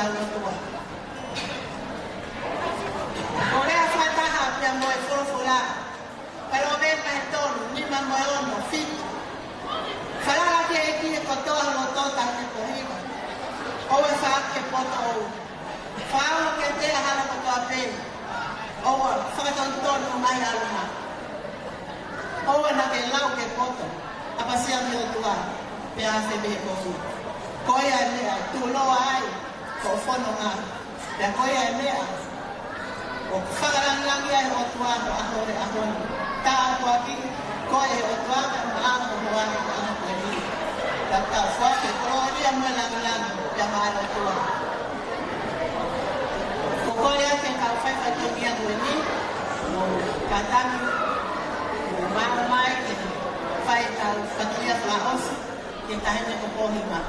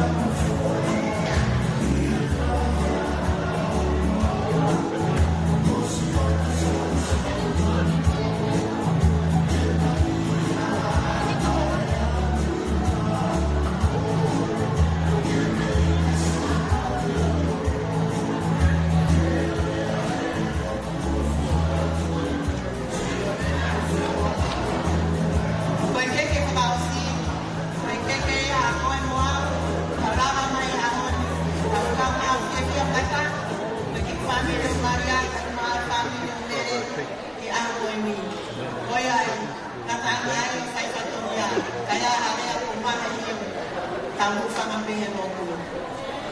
Kua whai kia tu maroa pihe. Tanto pas-pas papitan lang di pangaraw di Manila papangal fa'ina malo e fa'alan malo fa'iki tau tukoloni mo fa'fitai lang di kwa e dai mini te ta hopa to ai peki e keke koia ai tamasi magi fa'fitai lang di ki apa kwa to ai peki ke ko fa'e te me fa'hopa ai ho wau koia hiri peko ia ko tu te tau klia mo ani ta roba le na ki o wa o malo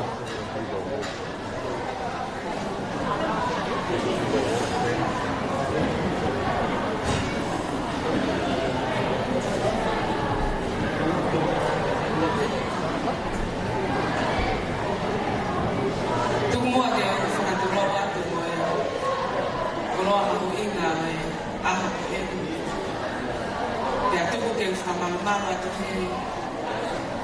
he tala ka kato ka whonua koe o tua mo tonga o hok to whika. Whakapa atu pia moe tana kaiki Palestine o siasi te pae tolo i a kalaisi whai whikahu ni siasi tolo. Whakapa atu ke tana kaiki whai whikahu sea a hanga Australia whai whikahu o te hiwa o ngā papaha. Ata whakatako eni ke whai whikahu skeletal wa henga Australia whai whikahu skoplaku. Pea pehe ki haa takilotu kau whakataha i aho eni.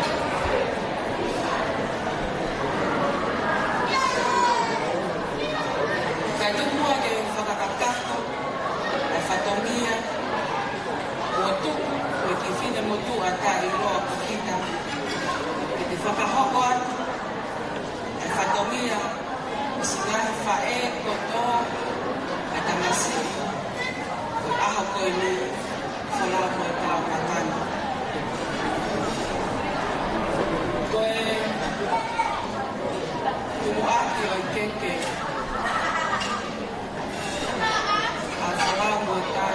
whalau koe tau matani i aho koe ni.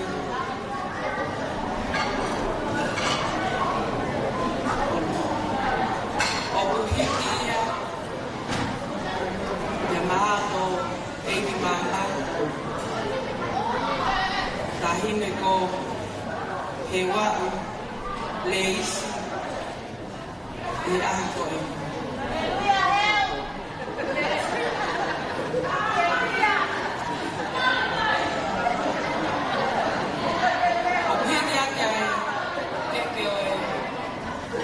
Mama whalau, whalau o kuhi e taha. Whanakaha ni mai ua. Awhia ka e toka wanoa. Turukuru aka e whiu whakawha. Na pia i muna kato kero, na muna ia pāra. Tahine he wak. E gaha mea i ua i whanawhae e masiva. A whalau. Whakahunga ia ne a mai i a te roa i whakakakato i whakalangalangi i mua o i a Tumua ke a te kikere koni me a mua ki a te roa o whaiaka kalangoa i whatongia o te lava mai ai.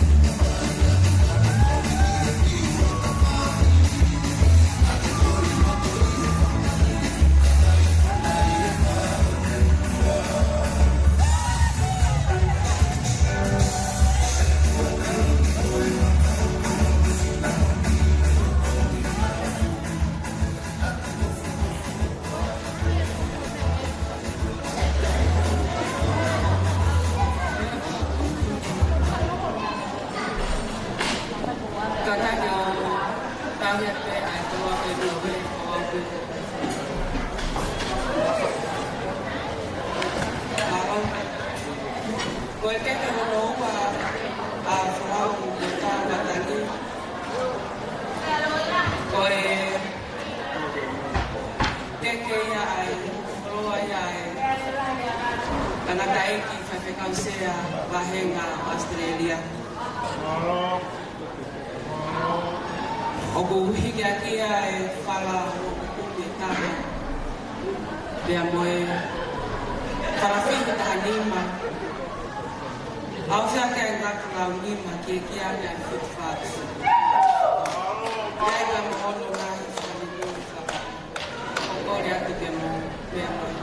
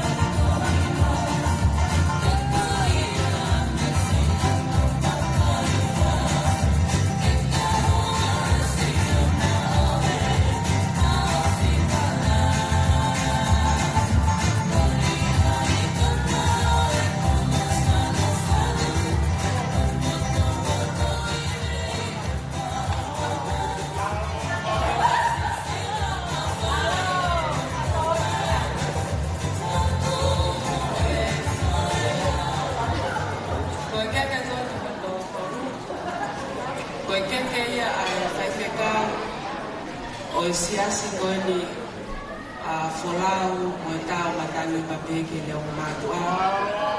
Koe keke ia a sesimon whewhekau sesimon kawha. O kong hiki ake kene koe mea whakau tumi. Au whiake e whatanga te kua mawhau. Ia i toki e tonga. Ka mohono nahi mea pāra. Kore ake ta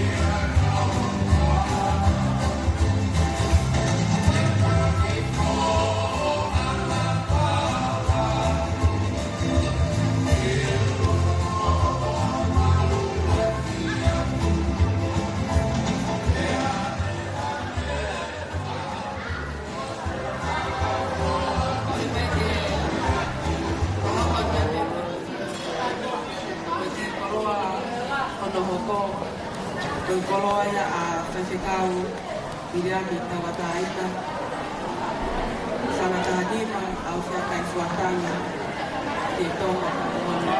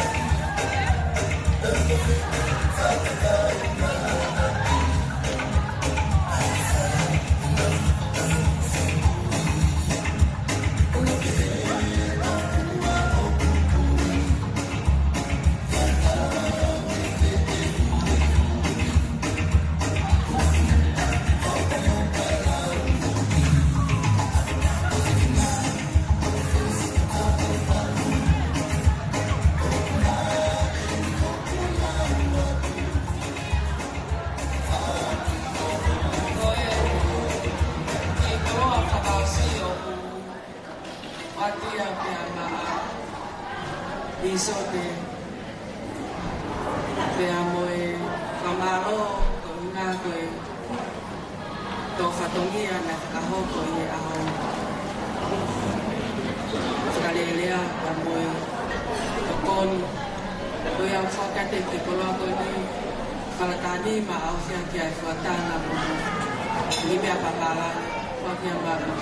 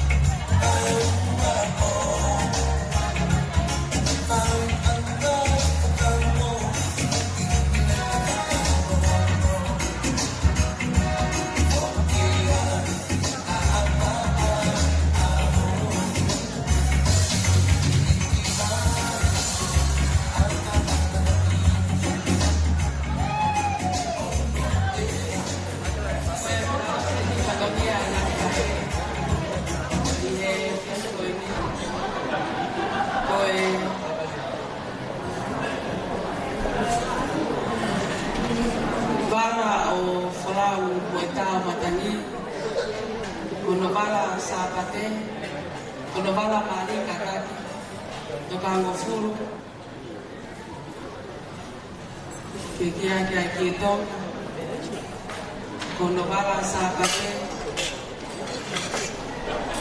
tataki ka mo be mai kimpan bala sapate ko na fu dia dia kita dan mo bala kai ko bala fu dia kita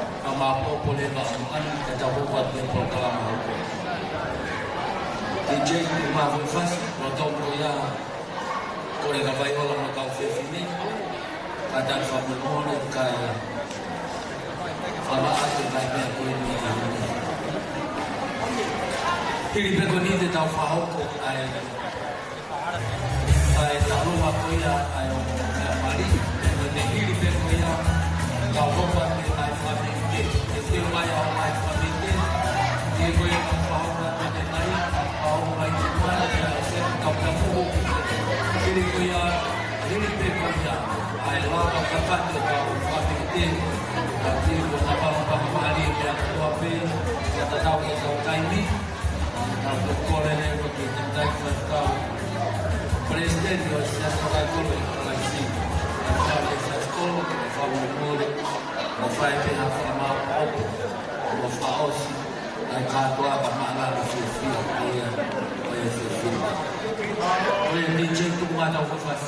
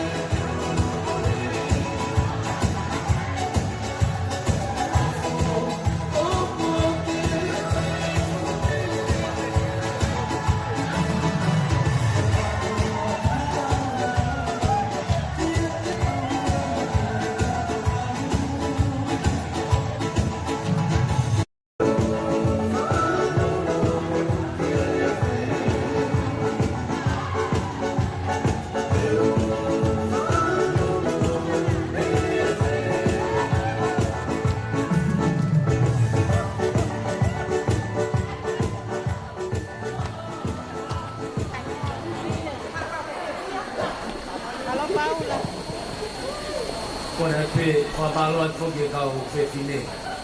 Kai kuangi mua whainga maari, ki he matāpure ko nike ne set up. Ai tau prokalama ko ia te tau hokot ki ai. Whawhetai lahi ke ki, ko tui peka ke lolo, te mai ai. Tamai ki maari o e aho, hiri bene mau e ni te tau hokot. Ke prokalama ko ia.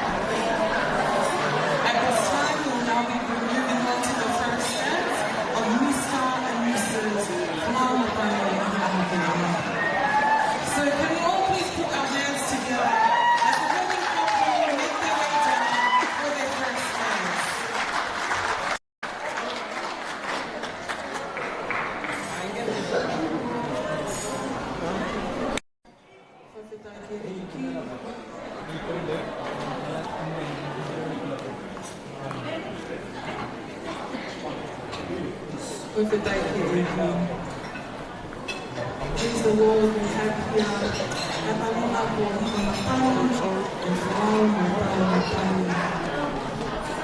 a union that was sealed today by God, and we're reminded today at church the power of sacrifice. That is true love.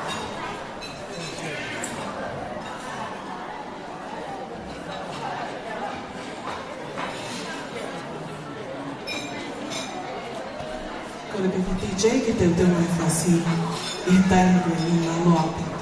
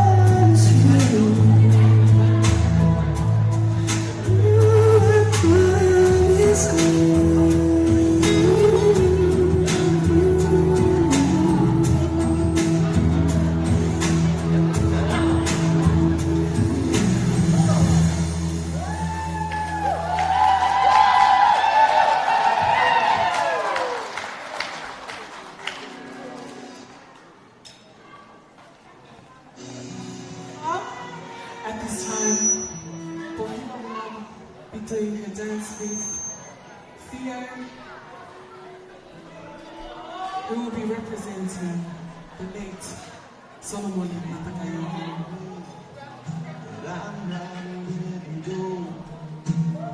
Memories are flooding my mind of the little girl I know. Once upon a time, you held my hand so tight. You close your eyes and say a prayer, then I'd kiss your head goodnight. And as we dance, I keep our love deep within my heart. Thank God for giving me the same tools I arms. You're my little angel, so baby, don't you cry. It's time to spread your wings and fly. If there's one thing this Father knows, the heart's calling to let it go, but you're still on.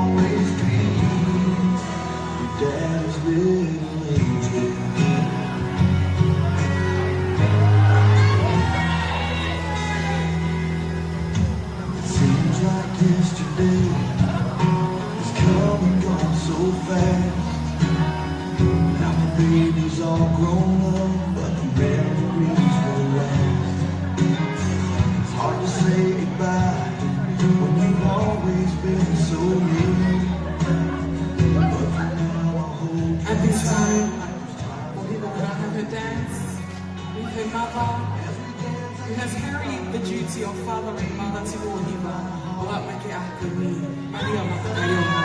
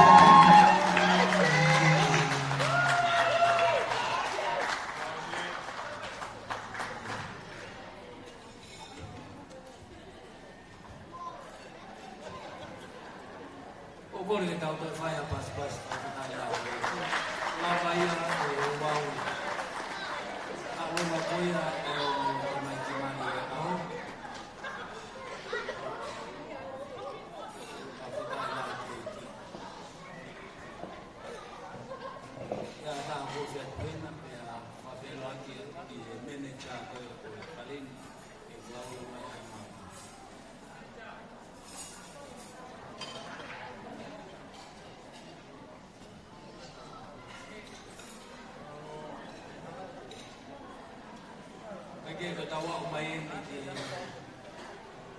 to mui ko ya pro kalama pa fa ko e fe fin ko fa me ke fa ko atu fa ko ko ia ko mai fa be ite o e ko wa ko e ta fala e mai pe ai ta hi ko ya ko na a ho ta ni mai a ho ko po hi fa ba ki ya ai fa be ite ya hi ko ya te ta ho ko atu ke fa ko ia lau o e wa o leisi e hiri ko ia e ni te mo talo ma fa ta mai ko ia pa pulu e ni te mo talo ma ko ia ai fa sta o mana ki te mo ani ko ko e pe ke mai fa e ta mai ta ko ia ta mai ia ke ko mai fa me ke ia ta ma o ia hon o ko ke ia ia o fa me ke fa hoko famole mole kai fa ko mai ba mai a o ta fa ko ko ia e se fin fa to mai ange ko ta kai mi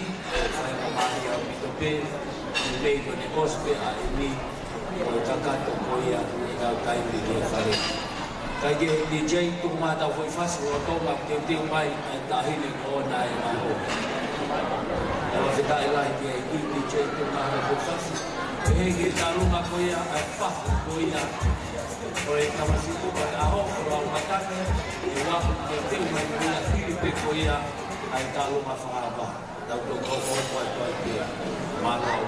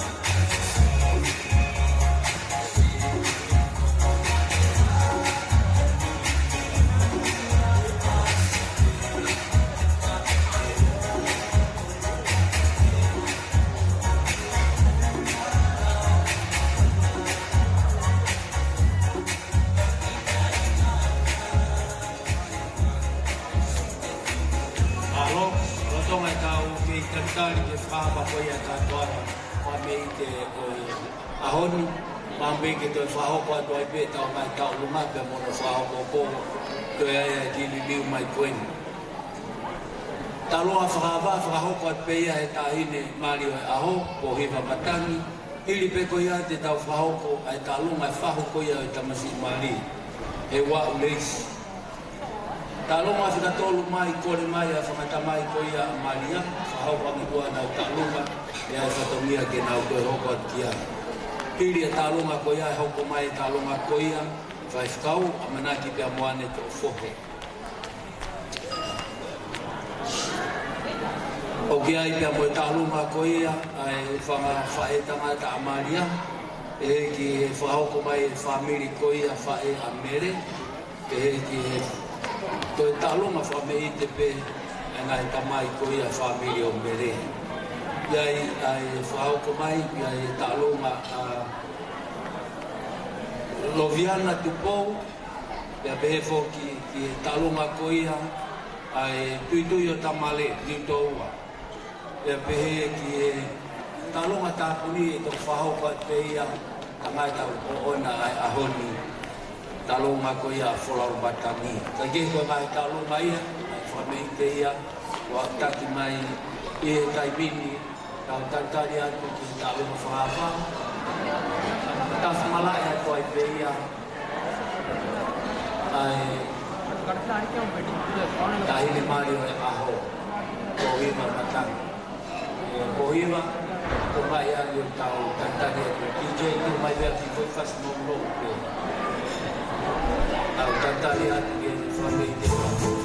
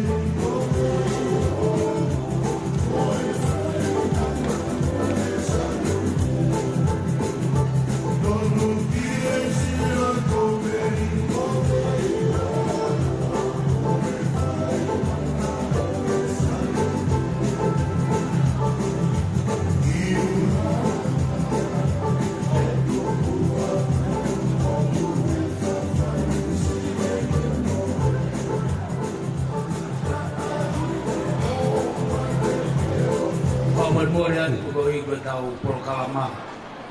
Tai whamole aki e tātai Prestini.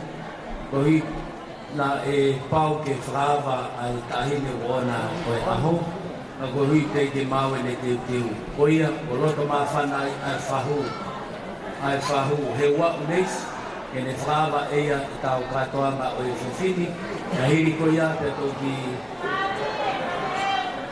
Poko mai ai tahine koe o ona aho ke whaho koe ne taulunga.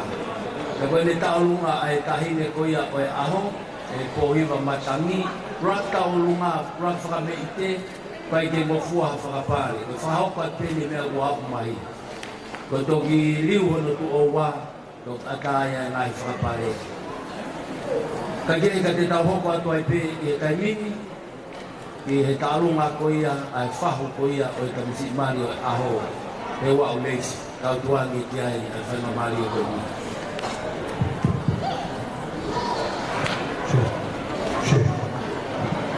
Turo atu pia moe hao whanga, pia ko kore ke u whamamalo atu i he ngai whakatapu o toa pe ko ulati whakatapua. O whatapu atu ke takata e ki Karistemio Sesto Kaikolo i a Kalaisi. Whaifekau me se askolo. Tapu ki e whaifekau sea o e tai o sisi o tuiwa maka pālangi. Pea muha whaifekau, pea peheke kau tīkoni, pea muha alotu. Pea moku motoru ko toa pe sola mo e vulangi, mo lava mai te ki katoanga o e ki mari masiva ko enu. Ka ata pea mo e whine motua tai iloa ko enu ke whahoko atu ai ki tālunga, ai Hongo me kitanga o wholau me tau matangi. Oku kotuanga o e ki talunga ai hongo me kitanga o wholau ko e whala uanoa au whiaki ai kuatanga o fulu. Ka wholau oku ikaikeran Koe ki seni tiko nuk toto mai hongo me kitanga masiva. Koe ki tola pe e ua aku. Ka ko kore ke whorata o hiva. Ke nā mea mai ki hene ki lao o tuatare me tā lunga. Ko e hiva. Ka ko kore pe ki he koe. Whamore more pe ka whorata o hiva. Ko e ki teki teki o e tā lunga ko e hiva. O honga ia au pito, e hoa o honga ane ia mere. Wako kore pe, ki a mere. Ke me mea mai o hui aku ai teki o e o kita mai kita o lunga, ka peheki o na tuanga. Ko ia pe malo.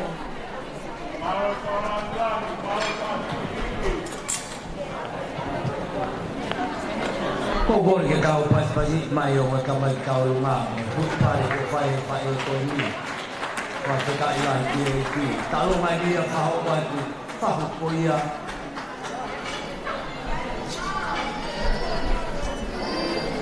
Wholau mai kami. Waka ka ila ki e ki. Kai ke pori e te kau tolu. Mea mai ai whahu pe me nusiwa. Whakakate whatengia o wau o katoana ko e ni.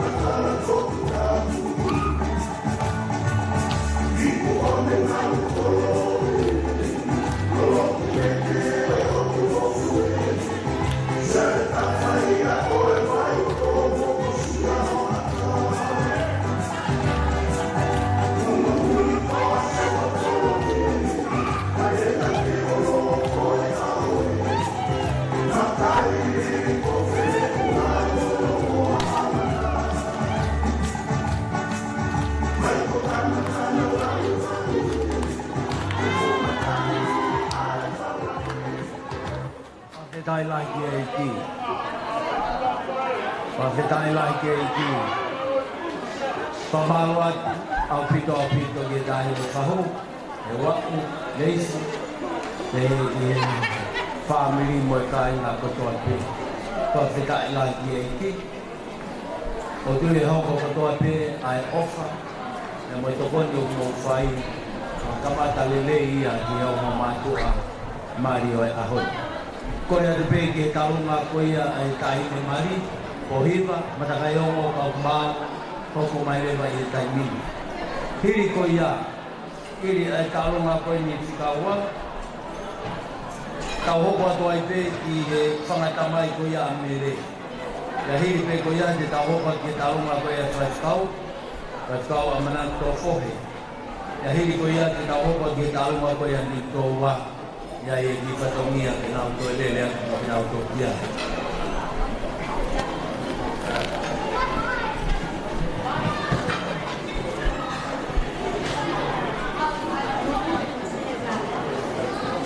Pai ke koe whangatamai a wholau, whatonga iangi, whangatamai a maria, ia e pe a ina taulunga.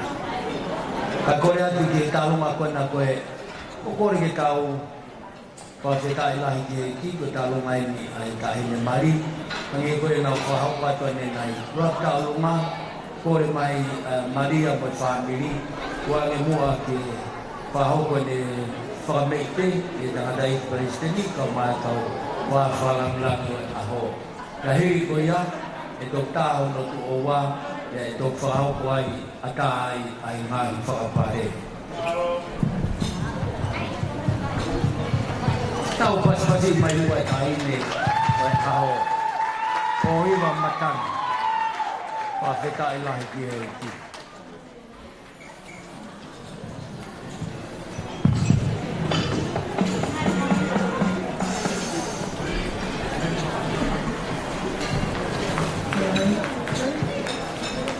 Hello. Atu he ngahi tala whakatapu ko o si awhaki he kamataanga o e tau whiohi kai ata mua ke whakahoko atu e ki taurunga ko e nihi. Pohiwa, ko maungalu tuku e ka te koe. Kai ke aha mea e maa. Ke ilo pe ko ki family masiva. Muta e iloa. Ko e taurunga ko e ni. Ko e na ia e whao e taurunga ko e ni. Ko e uhi ko e tamai a pohiwa ko ne mama o atu. Pea na e tuunga e whao ko e ni. Ke whaiha ki whakame ite. Whakaosi a pohiwa he whiaf ko e ni. Ko le atu ko e tuanga taurunga o e tahine taurunga he whiaf ko e ni. Whake atu pe ia mo e whangatua ane. Ko toa pe i he hamala. Ka pe ka whineas. Ki aha mea i e ma. Ko i ki lailoa kau ko e ni. Atu pena aunga. Ki he ngahi di tali whatongia. O pehea e o whalahi atu. Ki aku mo tolu, whamiri. Mo isi asiho no kotoa. Tua eke o whaatu malo.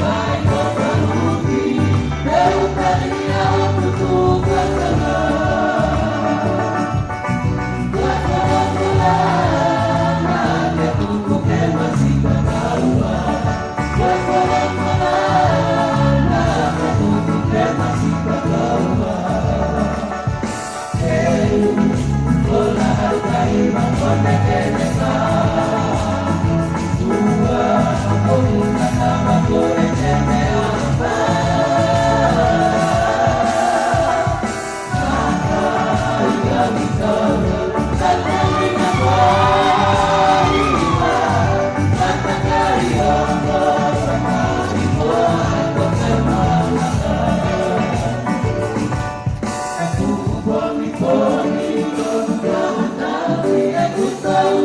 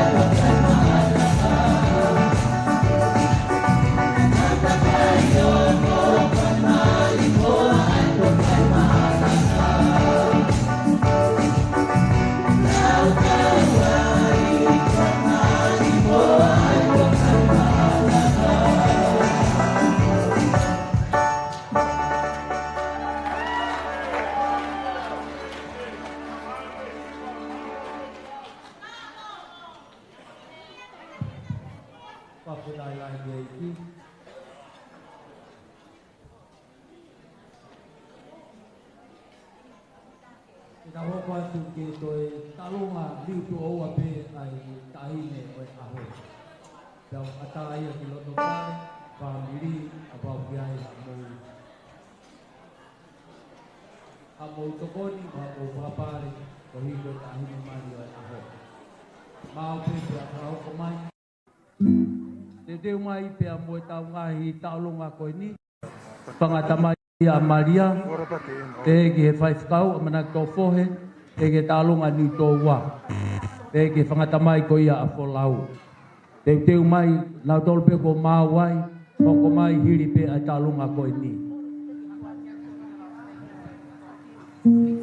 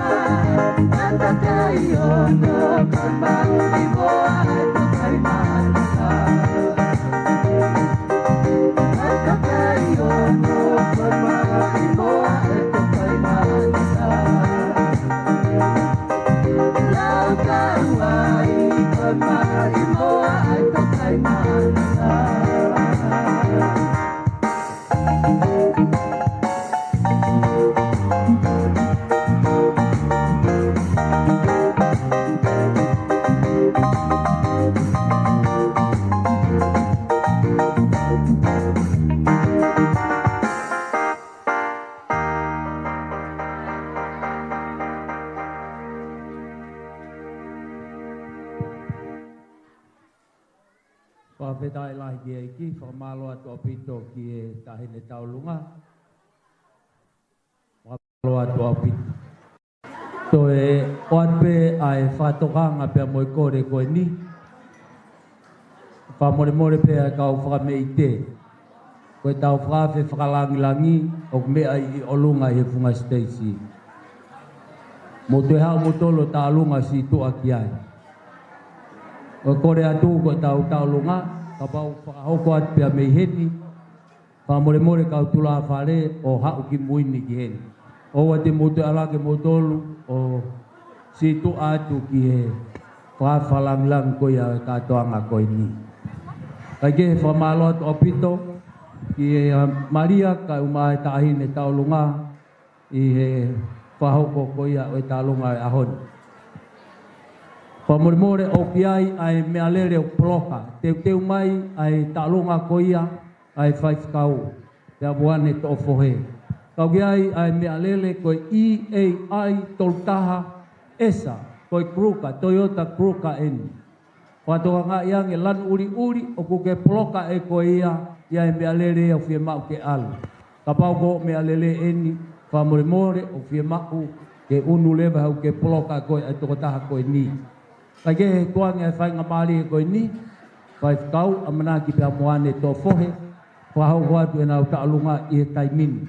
Hiri pe ko ia, teu mai ai taalunga ko ia ai whangatamai a Maria. Hiri ko ia, hoko mai taalunga ko ia, whakameite a niu tōua. Malo.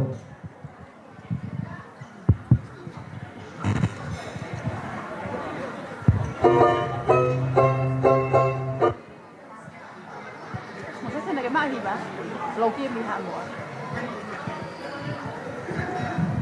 cứ ôi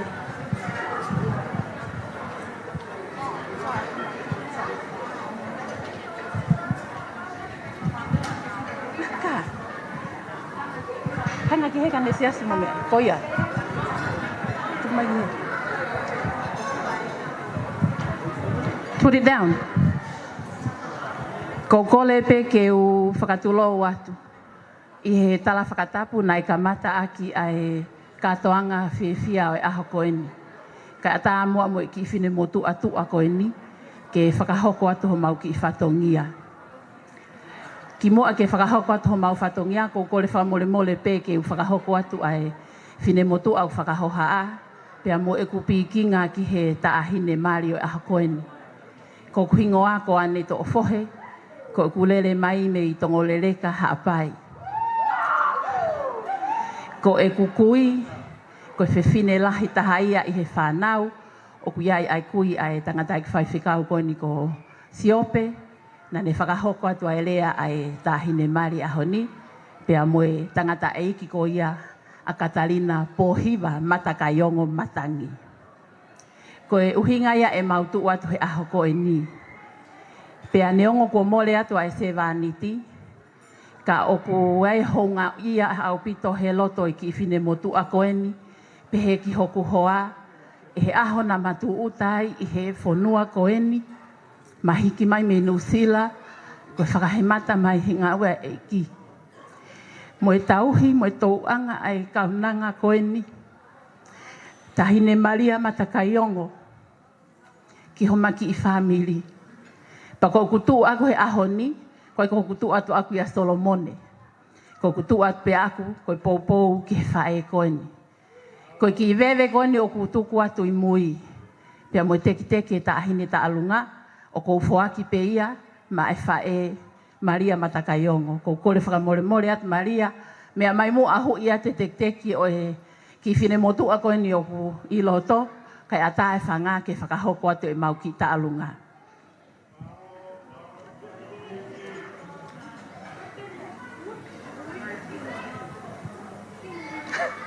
Ta o koe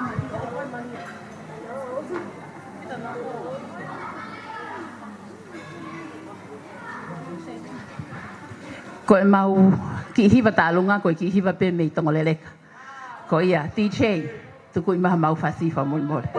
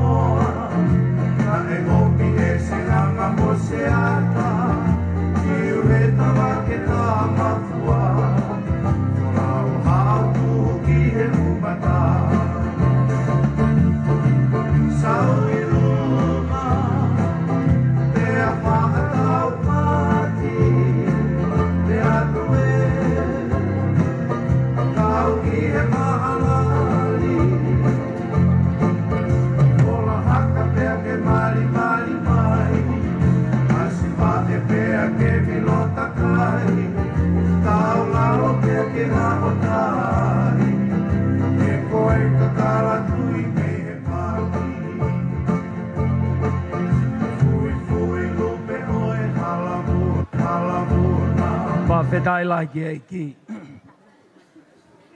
Whawhetai lahi e ki. Whamalo at ki tangatai whaiwhikau. Pe ki ane kau mahe whamiri. Malo e manatu ki whai toka. Hoko ho mo o wha koe wha koloa. Wha wheta i lahi ki e ki. A wheta i lahi ki e ki, te tau hoko atu ai pē ki he whangatamai koe a Maria, a wau te ke Mauia, eo. Kore atu, koe mau pē hoko rewa. Hiri koe ni te tau hoko atu ki he talunga koe kauniu tō wā. Te umai hiri e ni, malo. Kore ke o whatulo wat, ka ata mōku ke o whaete ki whatongiani. Ko e tālunga koe ne ao ni, nā ne tālunga whakatonga ia i he pestei pe au tisio la. I ao ni, nā te ose tālunga whakatonga a Maria, nā ne whakaukau e tāhini koe ni, ke ne tālunga whakahamoa e ne tawhaakwha o kua ko hamoa. Ke ne tālunga whakahamoa, ken ki whaari are. Ka tak, ko mau i he ni Maria, ki kai a haunga, e tik maa tōru ko whamiri, e noa, ka haunga ki ati maa tōru ko ka tak i aho ni, kia mo i ngā ue, fua i a koe. Ko mau i he ni, ki whaari are, e tālunga, ki whakamiti aki, o e aho. Ko re atu Maria, whainga maari ke mea mai o to'o e ki lai pare goni he ulu o tisola, ka e ata mua ke ne tālunga.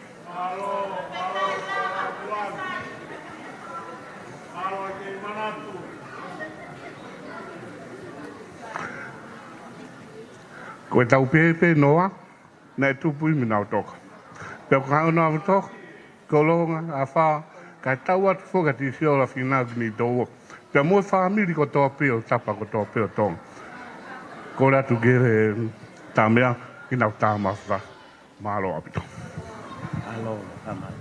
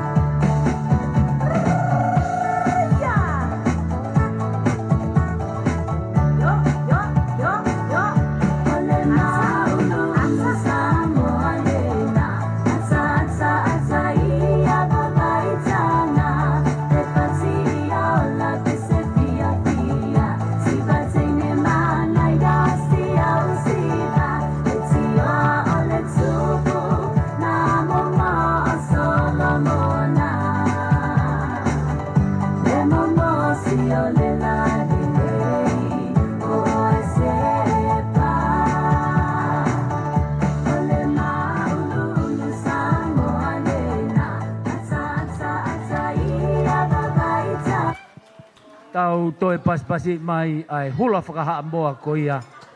Whahauka tu e ha mala, pia pēke e whanga tamai ko ia a Maria. Whawheta i lahi ke iki. Te tau whekolosi a ki pē i wahe hahake. Teu mai pē hiri pia niu tohua tau kolosi mai ki kolonga. A wha, sen tupo wena mumia koutu fia la. Kai ke he tuange lewa ke whahauko atu, talunga ko ia tuitui o tamale. Tau whawhita i kotoa pēki he ki. E tau ausia, a au whakawhiawhia peheni, mo ha whamili fo ou, o kuna whau e aha koe ni. Atu kene ku whakatapu ke Palestinio toka i kolo. Papehe fo ke whakatapu ke whaiwhekau sea. Papehe fo ke whakatapu ke kau whaiwhekau ko toa pe o nau i he malu e whare koe ni. Papehe ku whakatapu ke ongo mea mali koe uhinga ia e tau i he ni. Pefo whatapu ki ongo whahu ai tangata mali mo e whewhine mali. Kai tuku mo oku ke whai ha tikai ke whai e ku whawhiwhia ki he tāhine oi aho. Ka te whai ha ku ki tātala noa ke uhinga o ku mau i heni ai. Ko e kaweinga e kurea te urea te i he kaweinga a niu toa mo kolonga mo awha ko e whakalonga ki kawha. Ko e whakalonga ki kawha mo os mea i kotoa pe.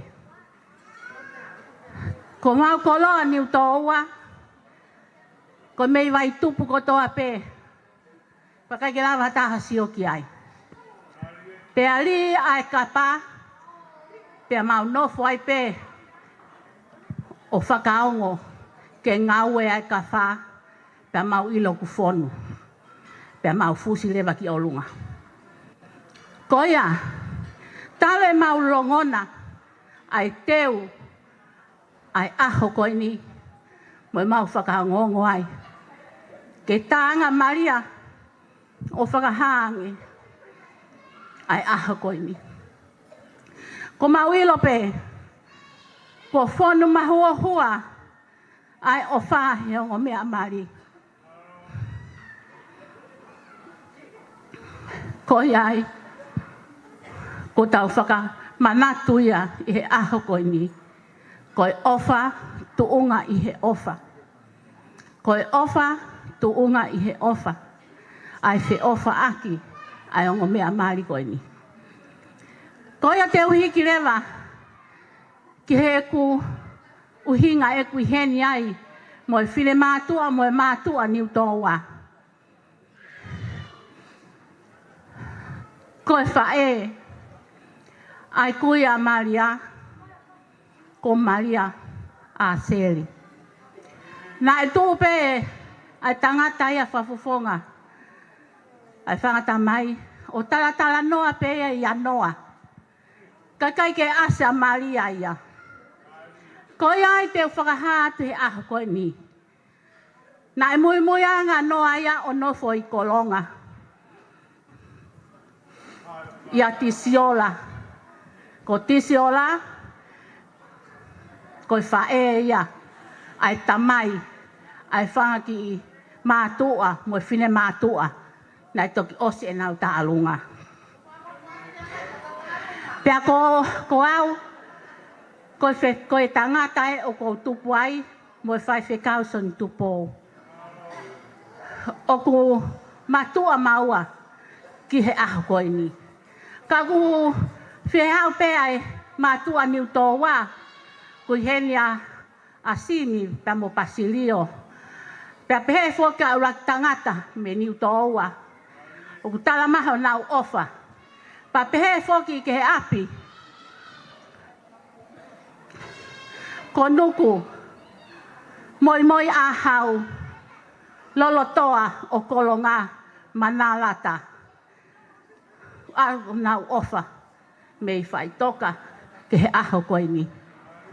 Ko iai, hei kai ke o whakasisi, pe hange ko kulongona, ai tukata hei kai ke tuku e kurea, ka rewa ke mahilo ke kakai, a au mo tukunga e kuheni ai.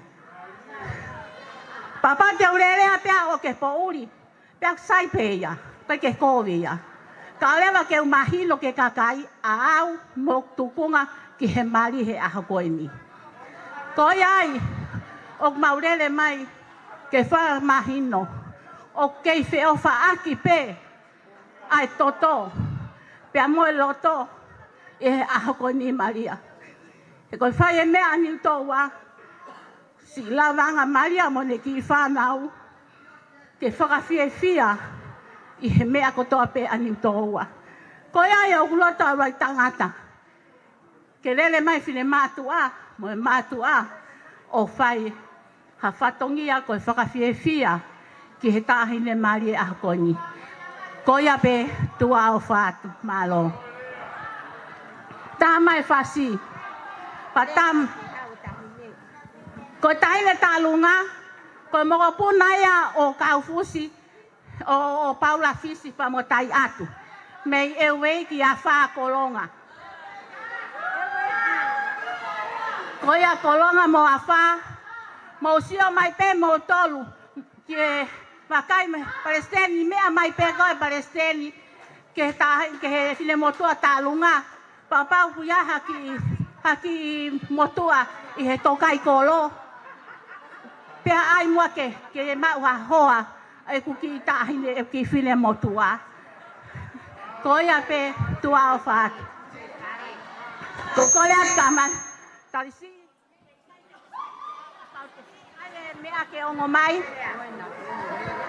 Ko ia. He kai ke tuku e kurea, kai oa te mouhoha mai ka te au. Maria, ka taki o mea toto ai te ki, kai ata ai malae.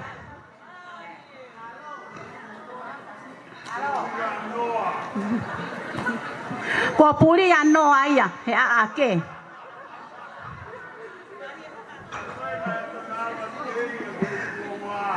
Iyo. Malo, tā mai fasi. Kolonga whāni utoa e weiki, me fasi e malo tua.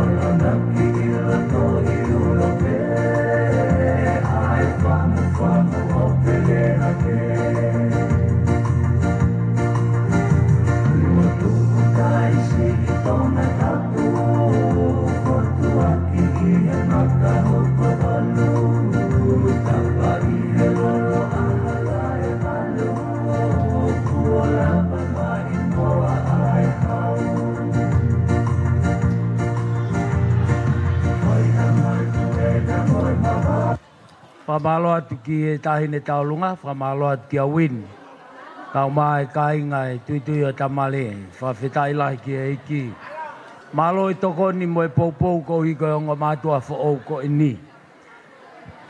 Whatonga iange te tau hoko atu ke whamiri tamai ko ia a wholau matangi.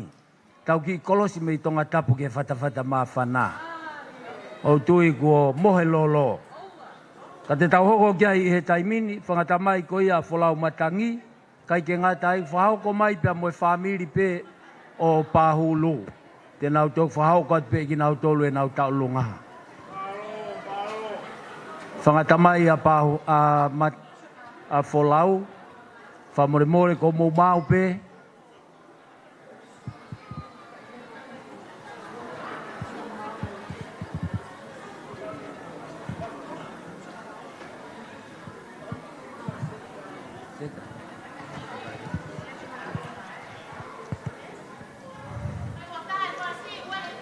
Tau kolosi heni ki he lolo a halai walu.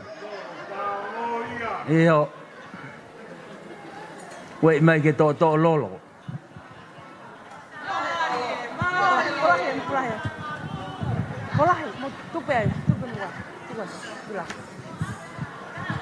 Lue mai pai a ke wawe na o whakahoko e au tai mine. Si, hawakan hapin. Ika. Uno mai ki hena.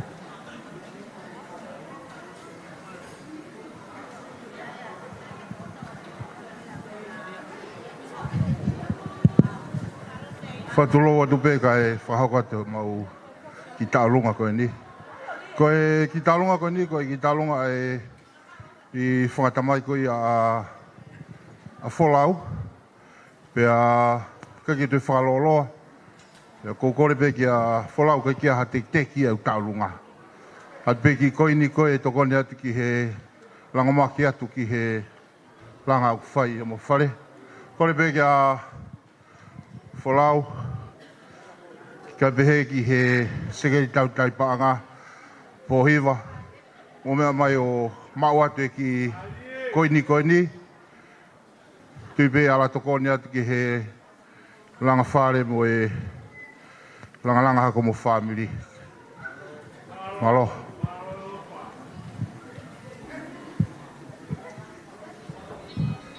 Iyo.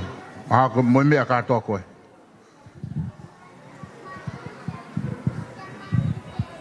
Whamalo lai whoki e ngai tīkoni. Whamiri tamai ko ia a wholau matangi. Tau hia tueni. Tau hen wholau ka Maria matakai ongo.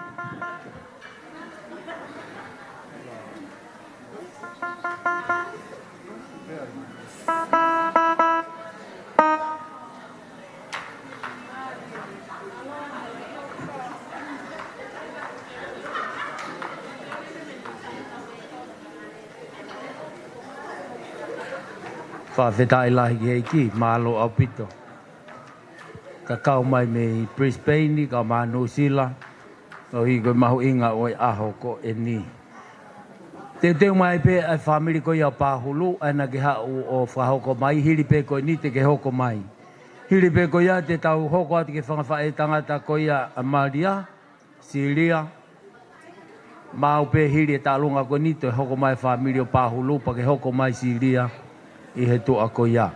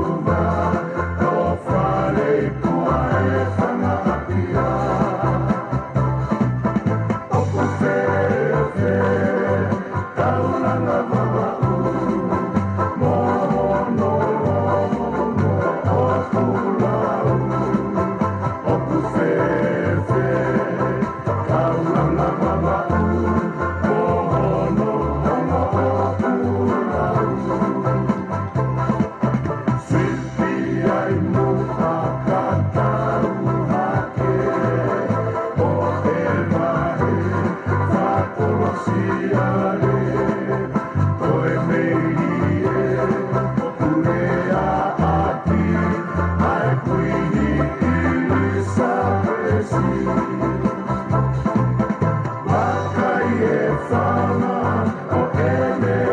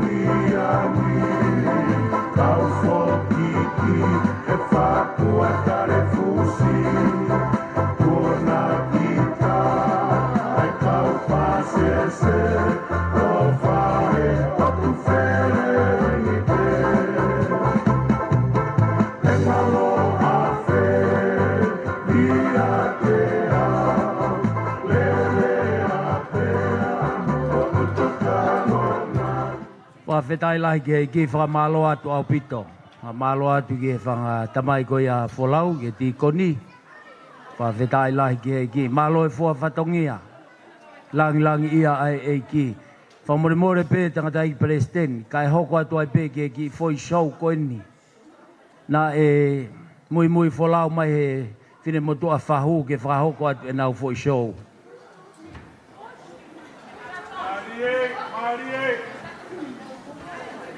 Viso, whamoremore kai tauhi atu e koloa koeni.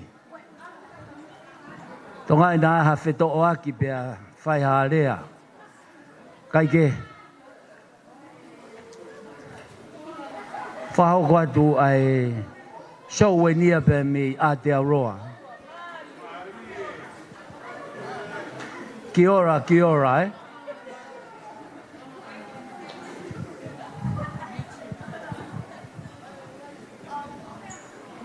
DJ Mau pe a whahoko mai. Whamiri koe a pāhulu hoko mai, pehe ki he whaetangata koe a Malia. Pehe ki he tālunga tokoni koe a kia Pōhiva.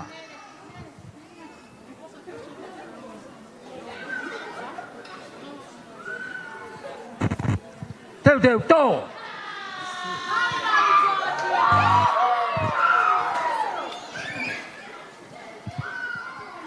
Heu koha.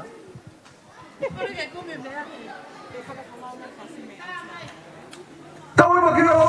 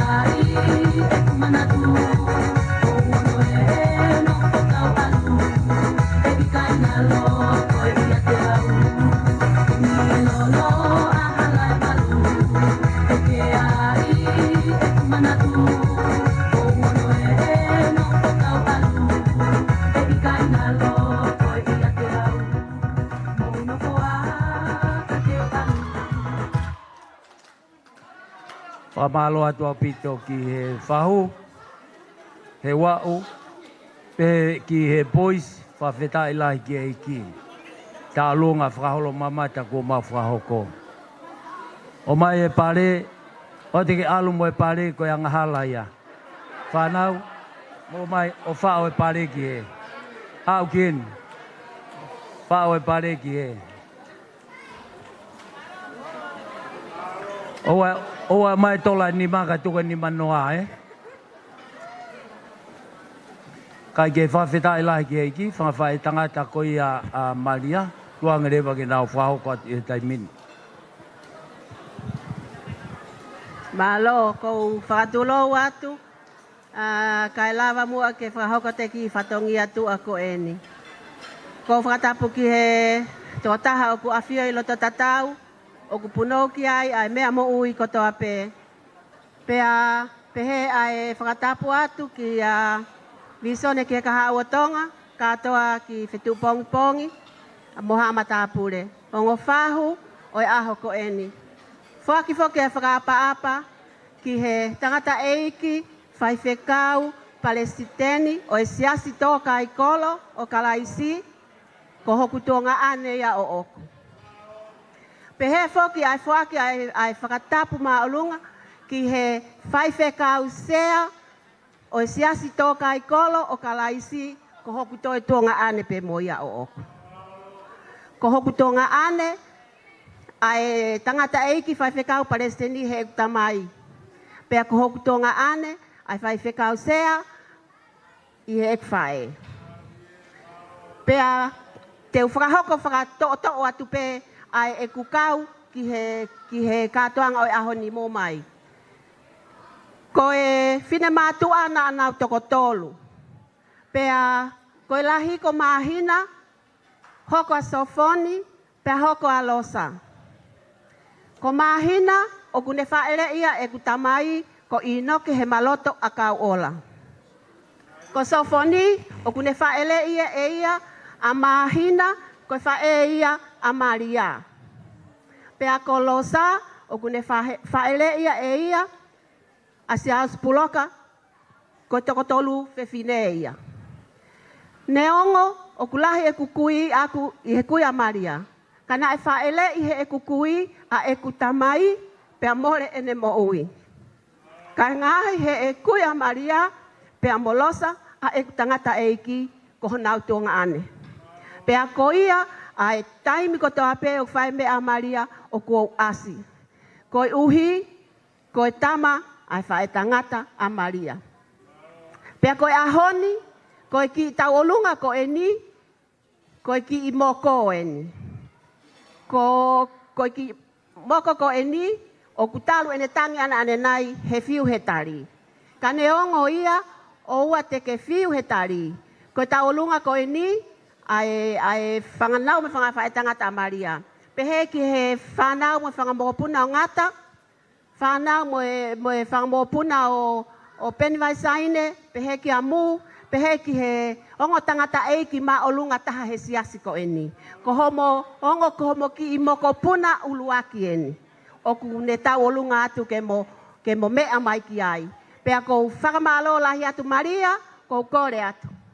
Mea mai o toa te pare o ki tahine ko eni, pea moi ki tuanga ko eni, whai ak peha o whai te riha. Whamore more atu, ia hatono unau o he whai whatongia, uke mea ipe e kohe Maria mea kotoa, o ko lere pe. Ka neongo ia Maria o whalahi atu ki hofofonga, o whalahi atu ki mou tolu katoa, ai si i kāinga ofa katoa pe mou lawa mahe ahoni. Malo opito. Whawhetai lai ki tau toi pas mai ki e whai whatongia poto. Pai ke tau ofu ai he koe o ai whai whakau.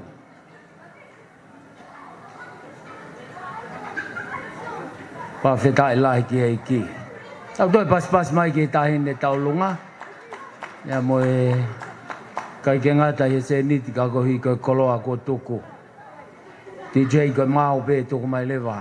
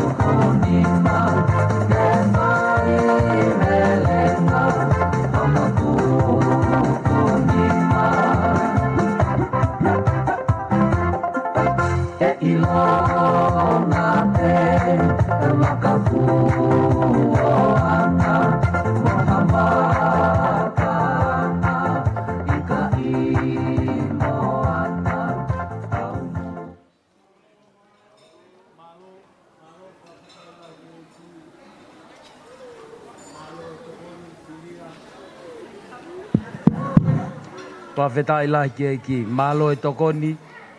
Malo e ofa. Kai ke te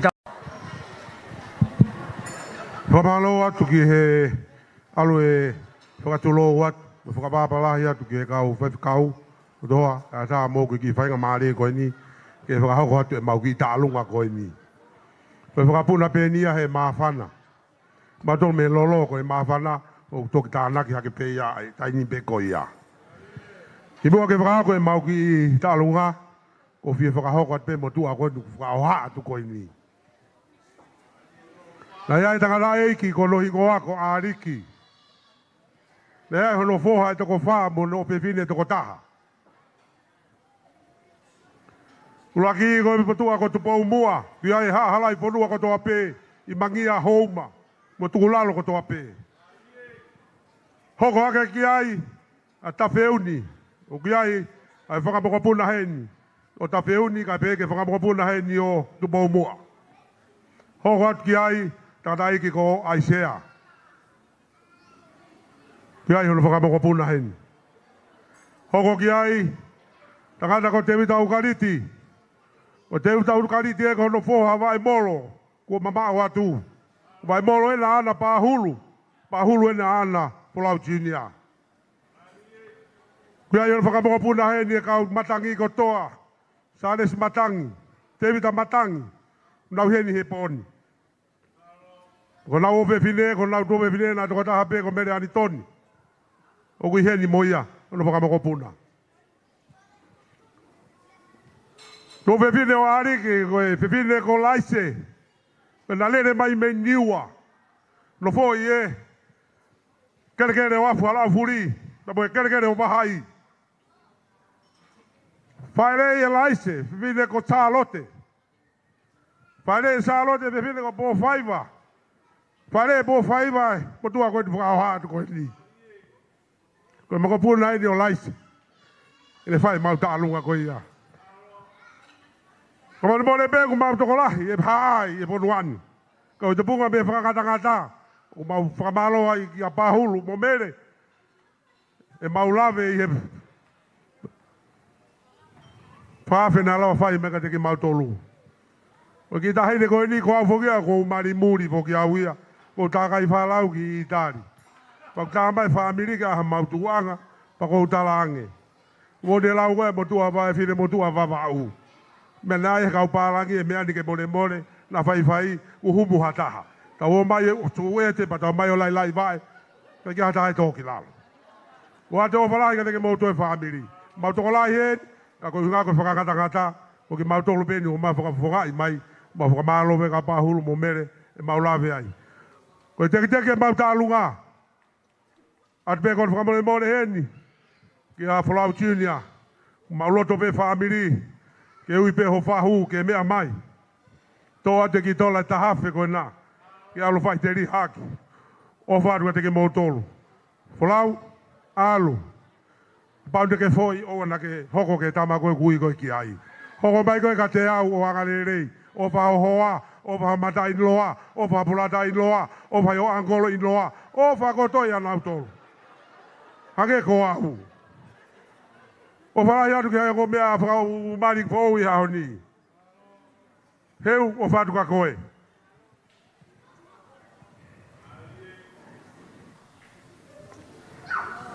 TJ, mau tolu me he lolo pāongo, mau toko tolu pe koe ni pe koe purai. TJ, tuku mai malo.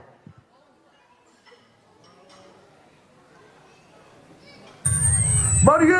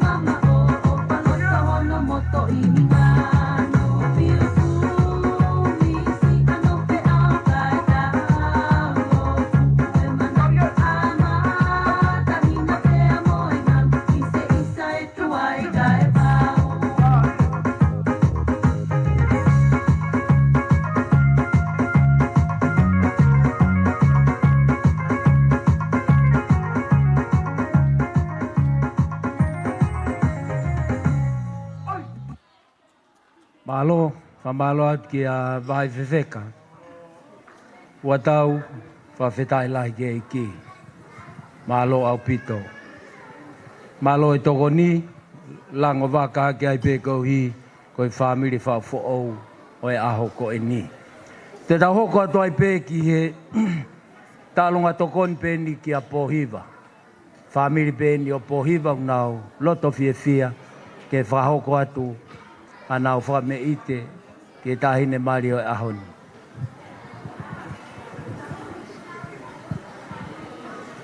Patonga yangi uki ai pepe a moe nau, hiri ko iau ki ai pepe moe nau hula, moi moi at pe ia hiri ko ia he nau tau olunga.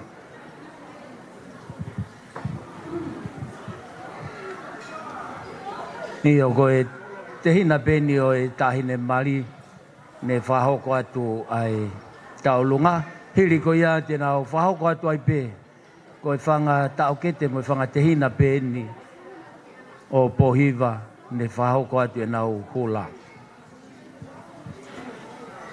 DJ Maupe lahi ngai taulunga, Maupe pe atuku mai.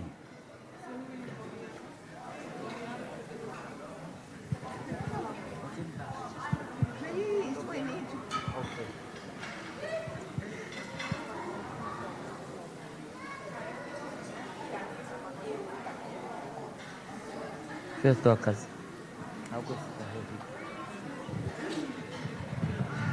Mau be DJ tuku mai fasi, te atu e kore heni ko koe teu whahoko ha o whame ite, whamore o whawhetu taki mai ki mui ki he DJ, aho fasi. Malo.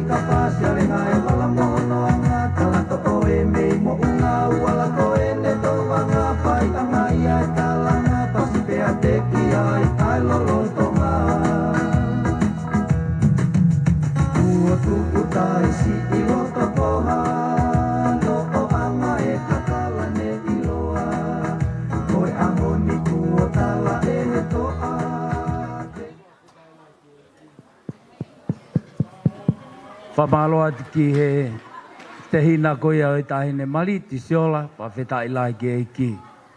Pehe ki a Waiola mo whangata o ke te. Tēnā hoko atu ai pei he taimini ki e nau fo i whaiva, hiri pe koia. Hiri pe koia te tau hoko atu ki e talonga koia a Loviana Tupou. tau hoko atu ai pe. Whawhiawhia whoki ko e tahine mari, ko no whangatehina pēni mo no whangatau kete. Nau loto ke nau tō whatahe whawhiawhia, au mau inga koini ki a pōhiwa matangi.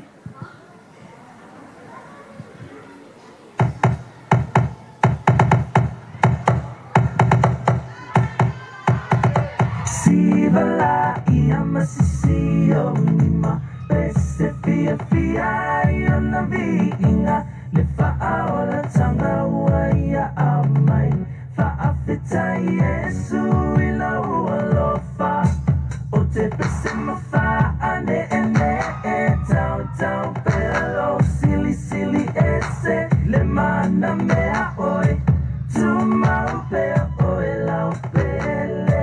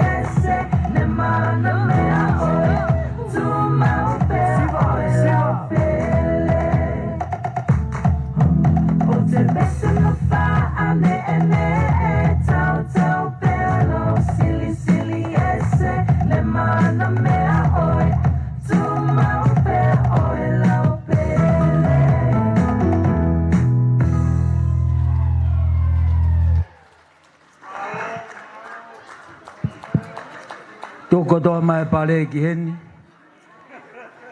Toko toa mai pare.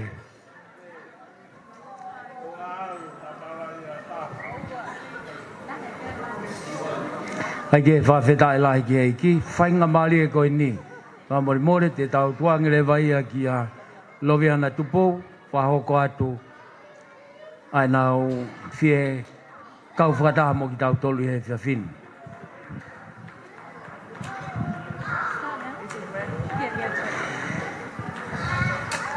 Tulou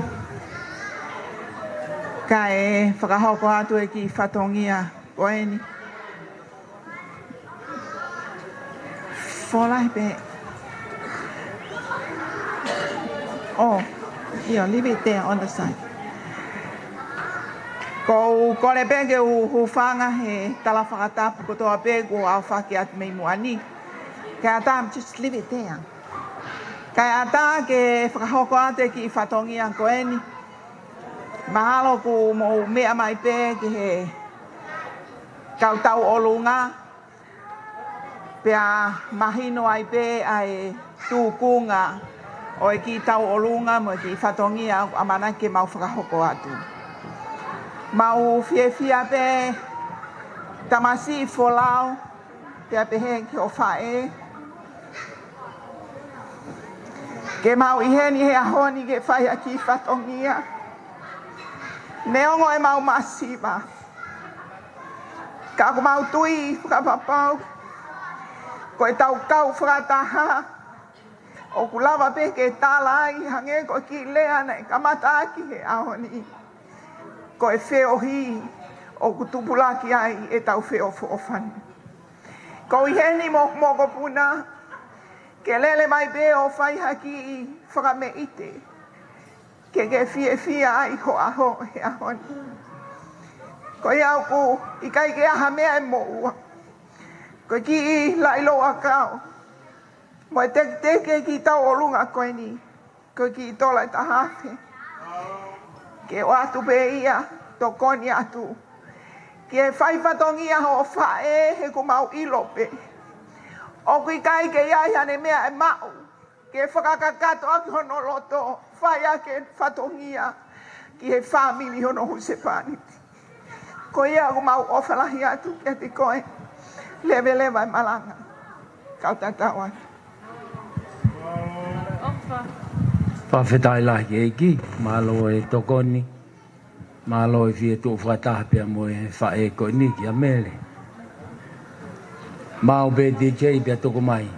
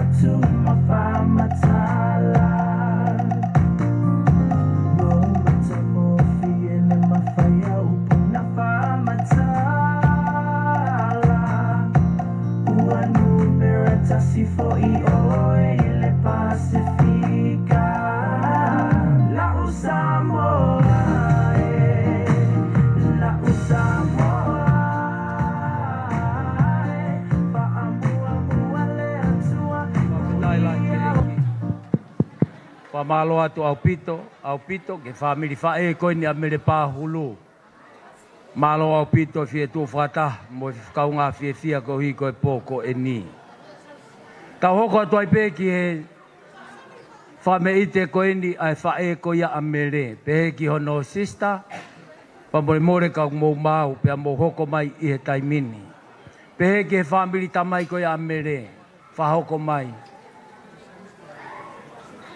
Ka pau ko mō mau, pe ko hataha pe ko mau he ngai talonga koe ne whakahoko atu. Ai. Io. Kon go whao ko pia mea mele ko nau mau kau teke nau iloa mai.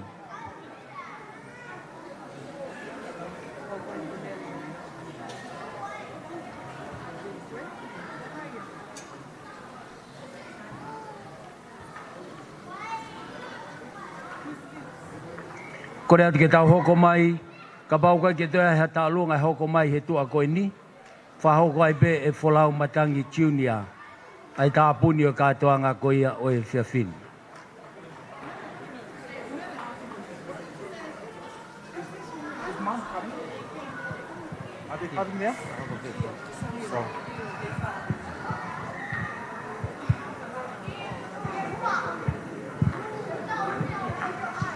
Ko kore ke huwhanga to he ngai tala whatapu te kamata ke whianga o e ahoni.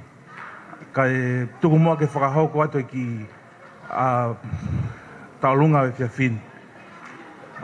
Ko e taulunga o e whiawhini ko e whangawhae a Folau. Pea ko e uhinga whakarea a taulunga, he koe kia ha nau ngutu e o nau tolu. Pea ko e uhinga ia ko whakarea ia a taulunga o e whiawhini.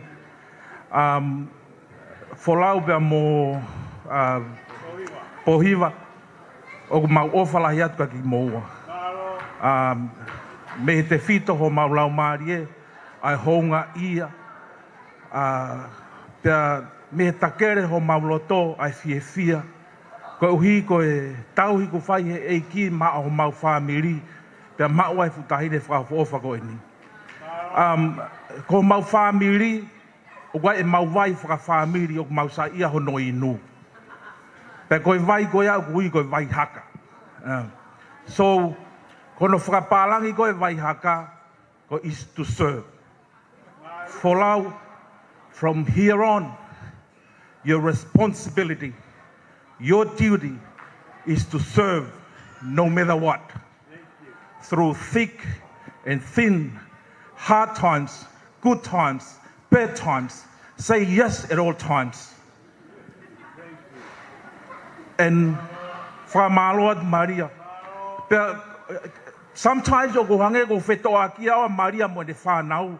O kuhange ko tau mai pia Maria mo ne whanau. So, Maria, thank you very, very much. He whanau whakafofa. Pea ko tui, koe ahoni, koe ongo whae una fia lai taha he ahoni. They got the biggest joy. Ai ongo whae he pone. Ko hinga, the mother, they never sleep. O kunofo pe whae, they are dreaming for a day like this. Ko hi ko tau nofo ko he whonuani, it is very hard. As Tongans, o tau whemau e tau whanau whiwhine, ke nau whai pehen. Yeah? We did the best that we could. Some, they, o nau whai pe nau tole nau whakaukau. Kau whai po tau relei taha. But tonight, Malia is the happiest person tonight. Kau toi whiawhia lahiange o mau whamiri o mau tolu. Ko inga ko mau e tahine whakafo ofa. Pea ku tahu ki he otua. So, from the bottom of our heart, would like to thank you very, very much for coming tonight. Ko mau kore atueni kia pohiwa. Dofo pe koe Folau. Ko inga, ko pohiwa e taimini, ko mau koe whamirini.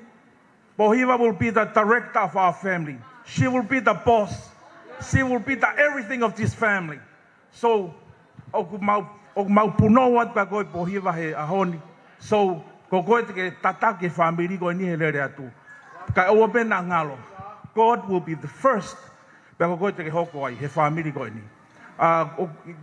Could you please come forward, pohiwa?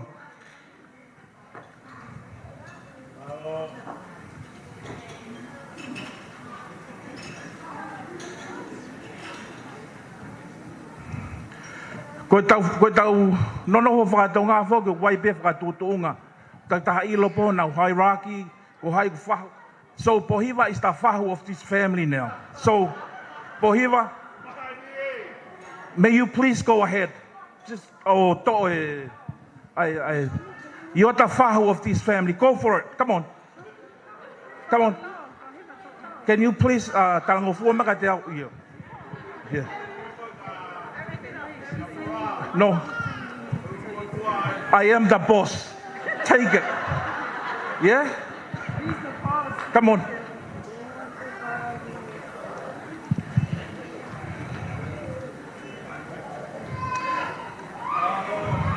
Kata ki kai talato e lahi e mau ta'alunga. He ka ko talato tahamano te mutalmai motoko e loi. So, it's only $1. Pake alu peo toki lau atu e folau. Ko pohiwa. So, thank you very much, Nelly and the family. Such a happy day for us, eh? To witness such a beautiful day. The first grandson celebrating the big day today, and we're so honored, yeah, to have this beautiful young lady welcoming into our family. So, tama mau fasi, ka mau peke ilo ko hai mau me fai atu. Thank you very much.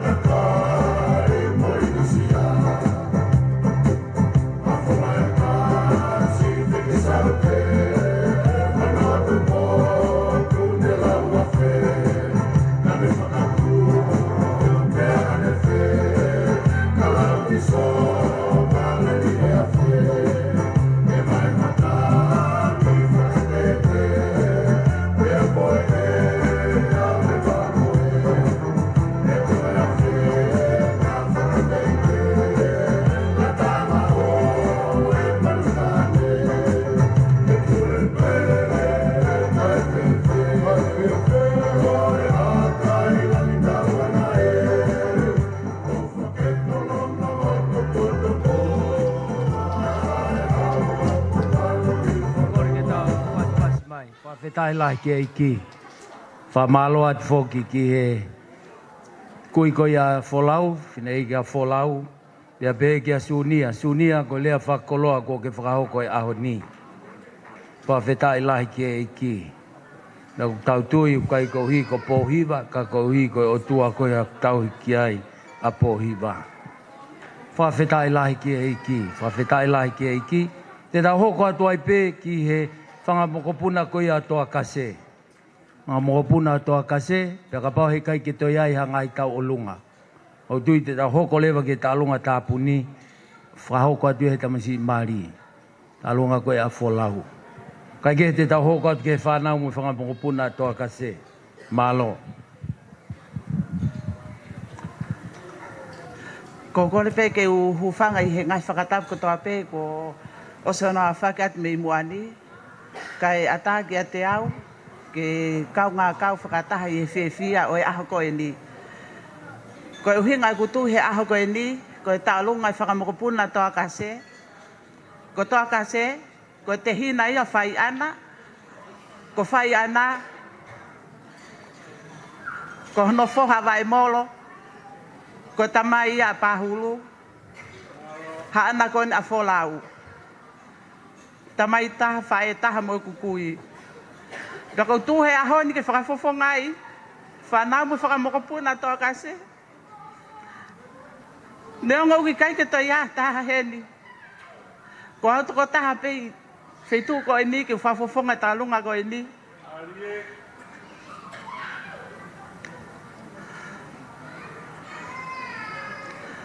Wholau.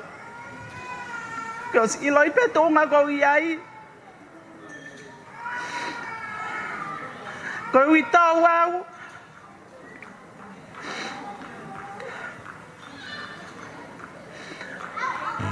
Ko ke tau nofo.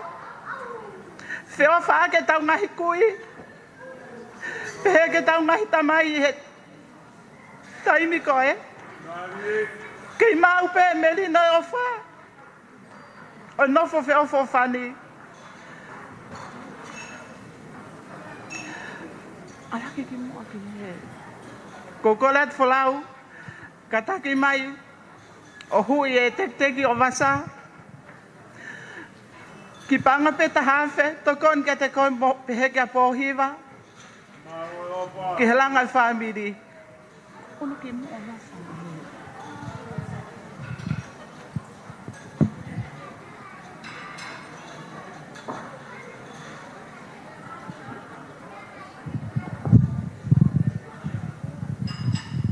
Folau katak mai o hui e pāle tahine taulunga.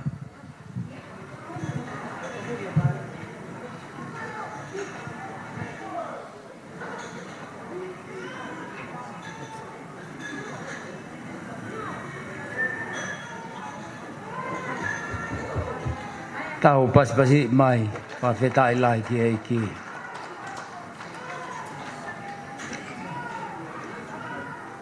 DJ koe mau pe hoko mai. Ire talonga koe ni ka pau kai ki te ai a talonga. E tau hoko toi pe ke talonga tāpuni.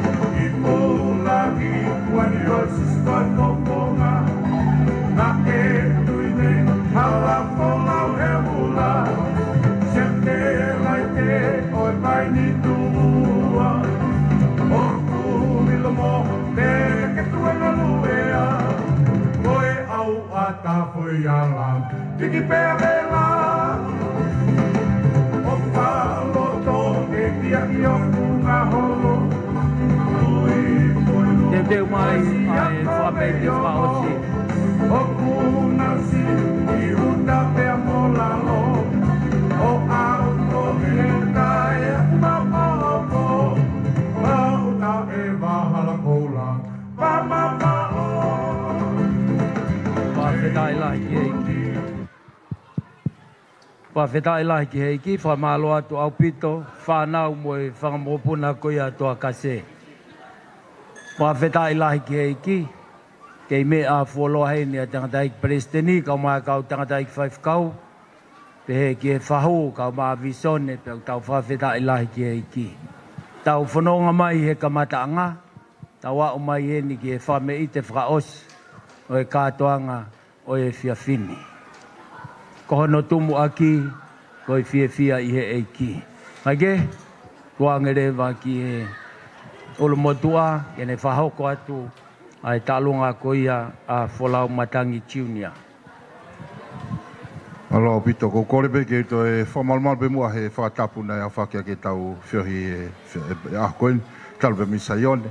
Ka e whakahoko atu ai ki talunga whaosi, ai ki tohe whine o Folau, ke whameite ki a Folau whaosi pe i ahoni. Pea koe ne hiri pe a ahoni o ku tuwange atu rewa koe Folau ke Folau a. Pea ko Folau koe a te uto'o rewa e au e moe tau. Pe koe no uhi ngā, kai puke pe matangi. Kore pe puke pe moe matangi, kai to'o e moe tau e haka mo tua whaigoa koe ki a ia o ku nofo te Nusila. Kai ke Folau, i ahoni o kuvela mawhana ai loto o e whamili, ke whai haki talunga whaosi ki a te koe, whameite atu ki a te koe ka umā ho hoa whao fofa i he whiawhini. Ko e te ki o e talunga o loto pia Folau, ke whakpe a heno tek-teki pe mohano eiki mama pa kou kore, e mea ke o hui e tek-teki o wholau, kai a tae whanga kai whai, e whamei te whakaosi, ke whalanglangi aku e aho malo.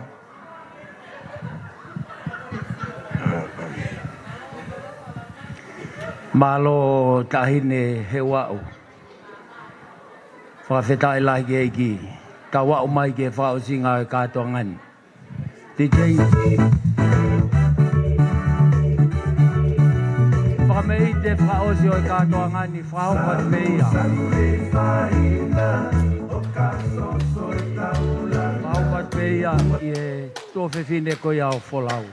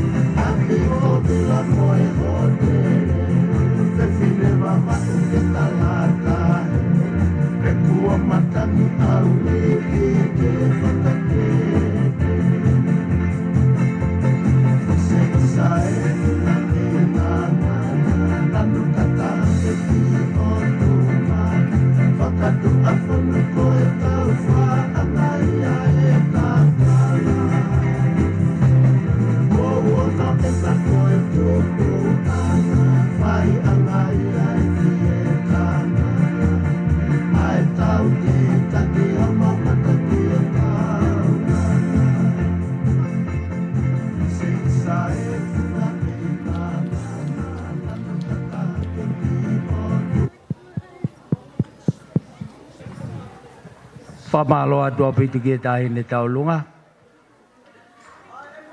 Pamalo atu ke tikoni ki apaya. Pamalo atu ke family. Pawhetai lai ke iki.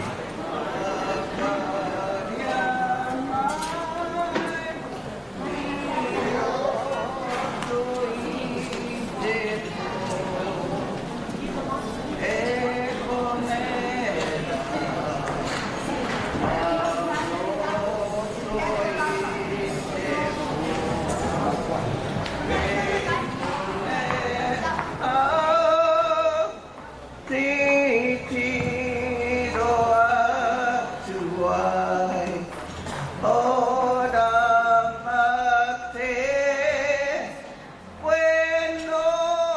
bueno ho ai. Thank you. Malo.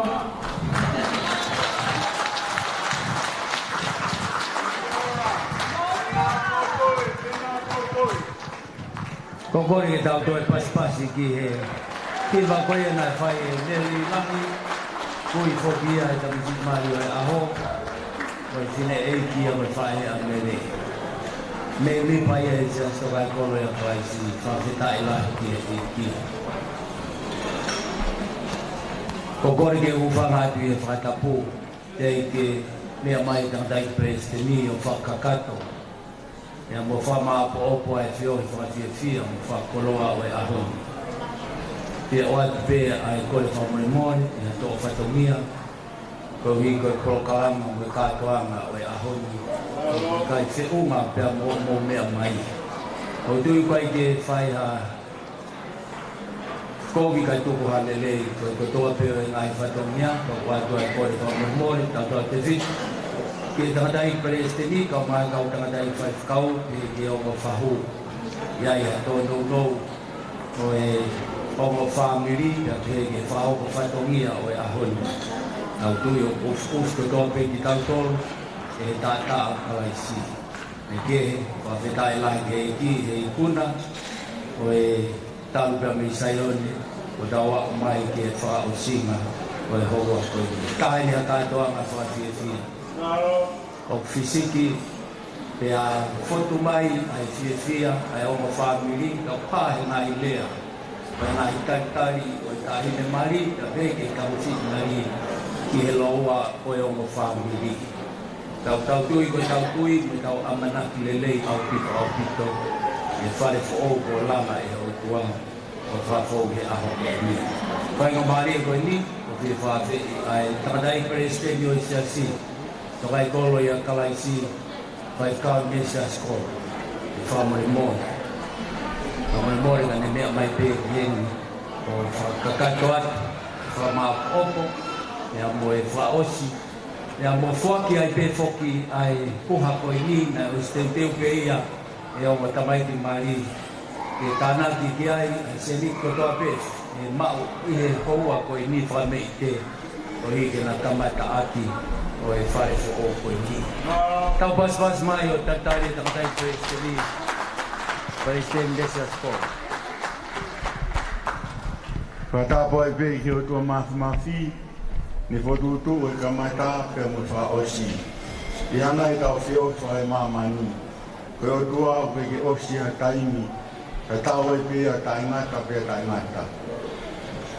Whatapo e kai whakasea ma whakau, Whatapo atu i whamiri, te whatapo atu i whamiri fo o kolama. Whawhetai ki tokalama, whawhiawhia, ka waueni ki laulau hoa e tau whiohi. Taru me ni hoa tāna, wau mai ki i hoko i nei tahataha. Whawhetai ki whamaumaru na lau maari maani o ni. Tokalama whiawhia mo merino, o tau tui whalala i te ka tāki lau maari o e ki. O whiawhia po ki rea koe a whai he te kaua wako e paia, te kau aki koe mo hingoa o wholau. Ai ko wholau o mo e tao matana. Ai a ku hangangunga te au, koe wholau, ai a au wholau pia mo e tao. Aina kau o hinga koe amu ke tāmate koe au kia. Kau whawhia e lau koe ai, ia whakau ako. Wholau koe toko e tau, ka le wholau mo e korosi, ia mō hoa he kore. Koe mea ia e toko toko koe korosi. Hange koe kulawe nai, koe korosi koe mate. Ka koe mate, o whaingata au pito e ka whanonga i tai ni. Koe mea koe mate, ai a kohono ai e taha, whaingata a pe tuatu i te muhu i te taha. very hard to keep, but very easy to receive. Whaingata e te whaki atu e te mea, tiha e whaingofuang e te tānaki mai hame. E whaingata e te awe koe hokotoa ke pōhiwa, e whaingofua ia koe te o mai e kakato o pōhiwa te ato. Te o tui koe ahoni, te amoe pōni, koe whatou mate, koe whawhiewhia.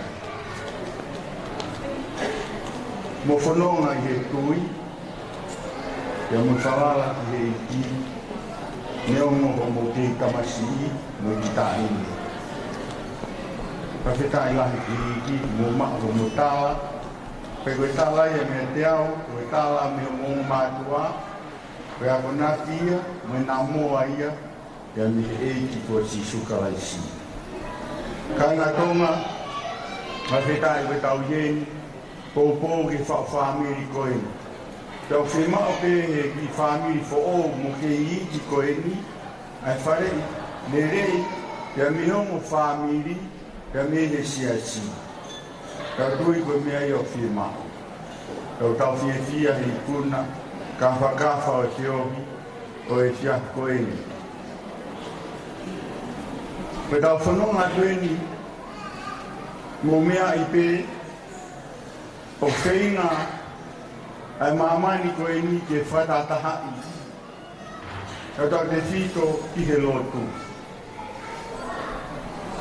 Ko kamata ke whainga i whatatahai, ke lotu whatataha pe a kau karistiane mo tai karistiane. Ko tāngai ke whaikau ma tau tu. Tu whanga pe whatapu,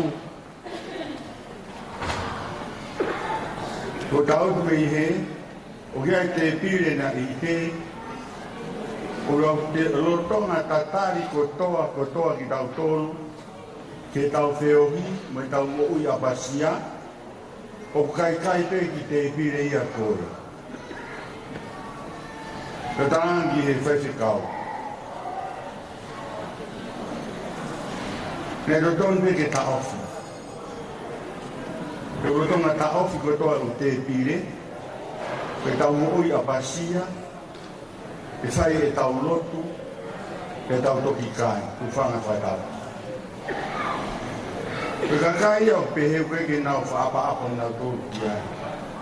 O pehe ngai mea koe ni hao he taimuni. Koe whenga ke whatatahai, ke ai whataha, ke nonoa i ai pea mea ko toa pe. Koe tau tōru ai pui whakaristiane, ke tau te whito i tau tōru kāinga tonga pea mi tonga, ai mea nei tupu kia he tau whiwhonua, au mea nei tāi ki tau tōru neongo, ki nai anga whewhe, tau tau mao pe ai lau maria ko ia, koe whanara kakato mo mo ui apasia, tau kei o tua pe ai o tua e tau mea o tua pe. O whenga taini mea maamaini, ke whakatahai ki o te ai hami aia, kua muoni wha o tua. Koe whamanatu pe ai ka inga tonga. Koe koe tau lau sias, koe lau whamini, kau mau inga e tau lau mo uni. Ke wata ki ha taha katoa pe, ke ne mau e mo ui apasia mo whaapa-apa, e mau o kalaisi ki mo uni. Ka whikai koe kuna si a koe.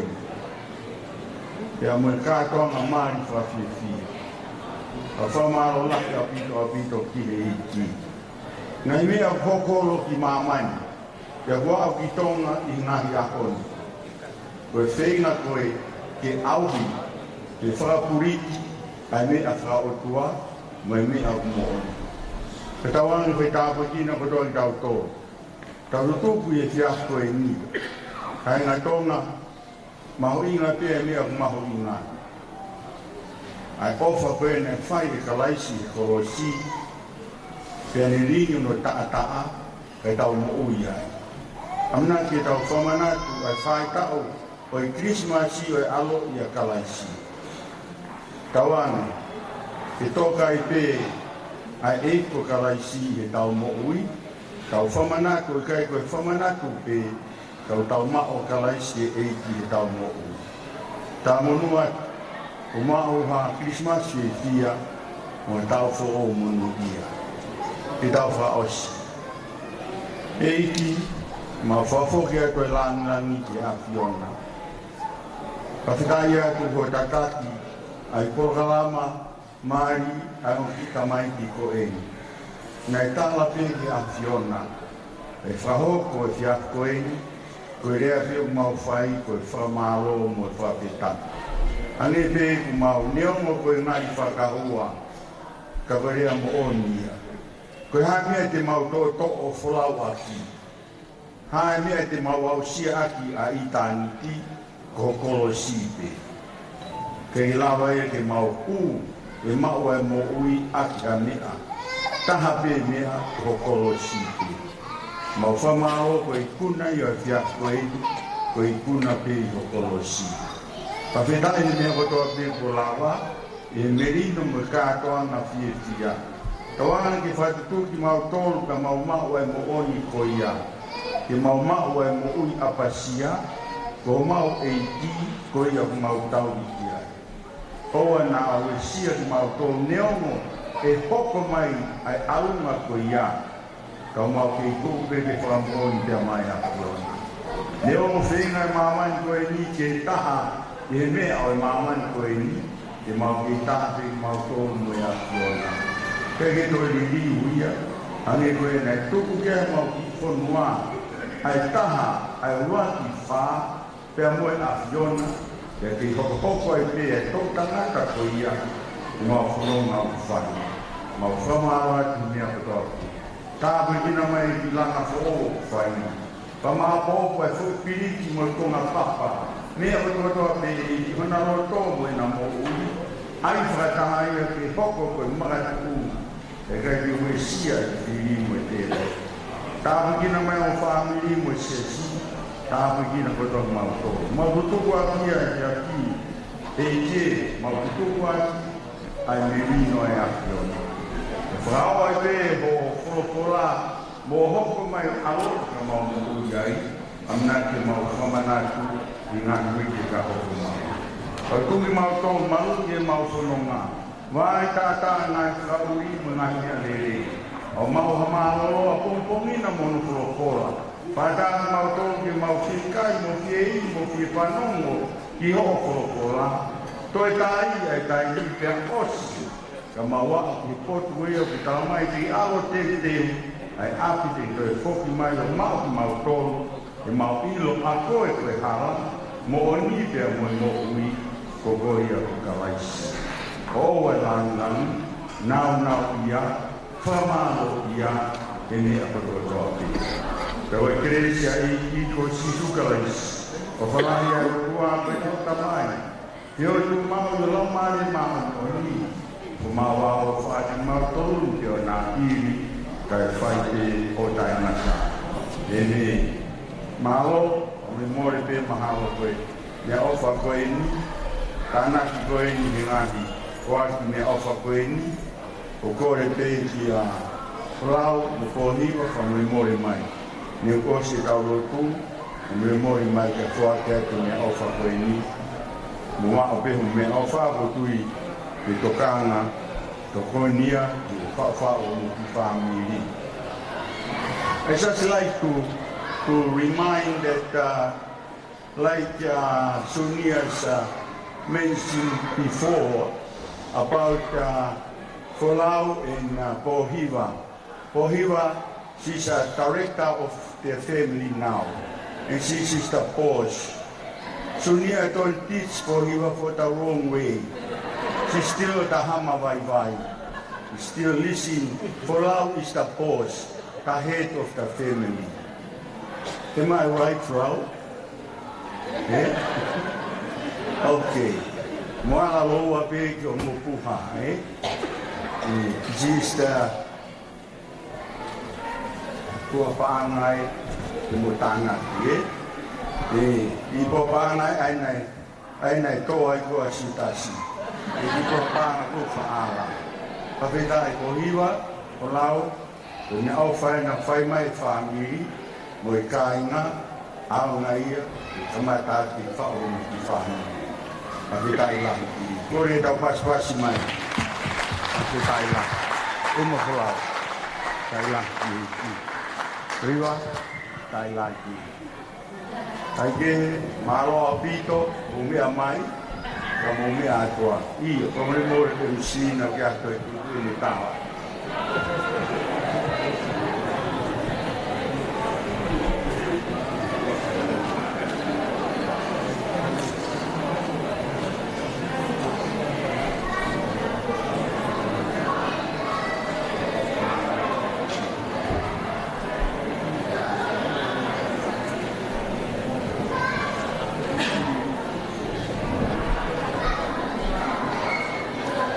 Malo pito mo mea mai, amo mea tua he hua whakalaisi. Seas tokai kolope, seas tokai kolo ya kalaisi, tau whaho koe tau malanga, tai ui ua e fiafu, koe ahua popomi. Malo pito mo lawa mai, mo mea tua.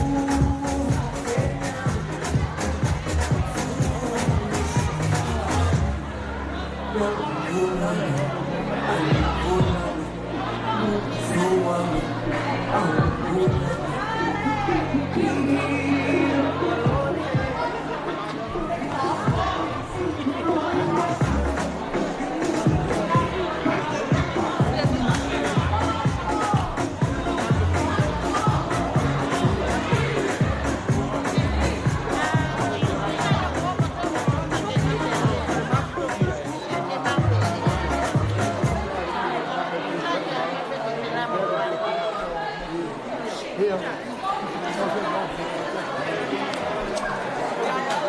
live ve?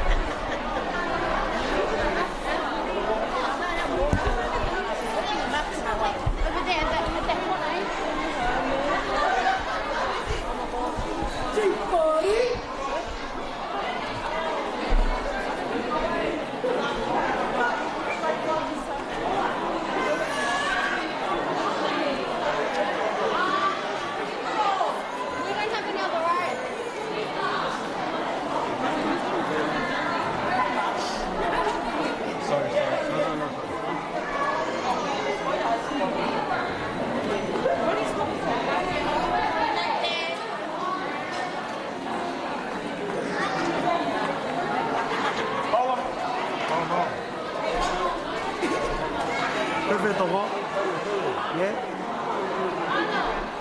On Thursday? No.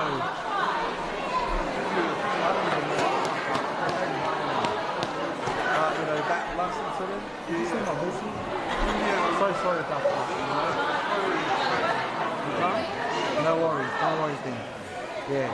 Well, that's all good. No, he won't.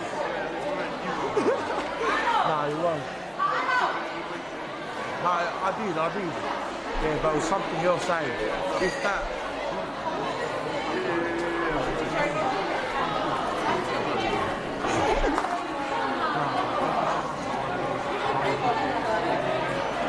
Thank you, Wow.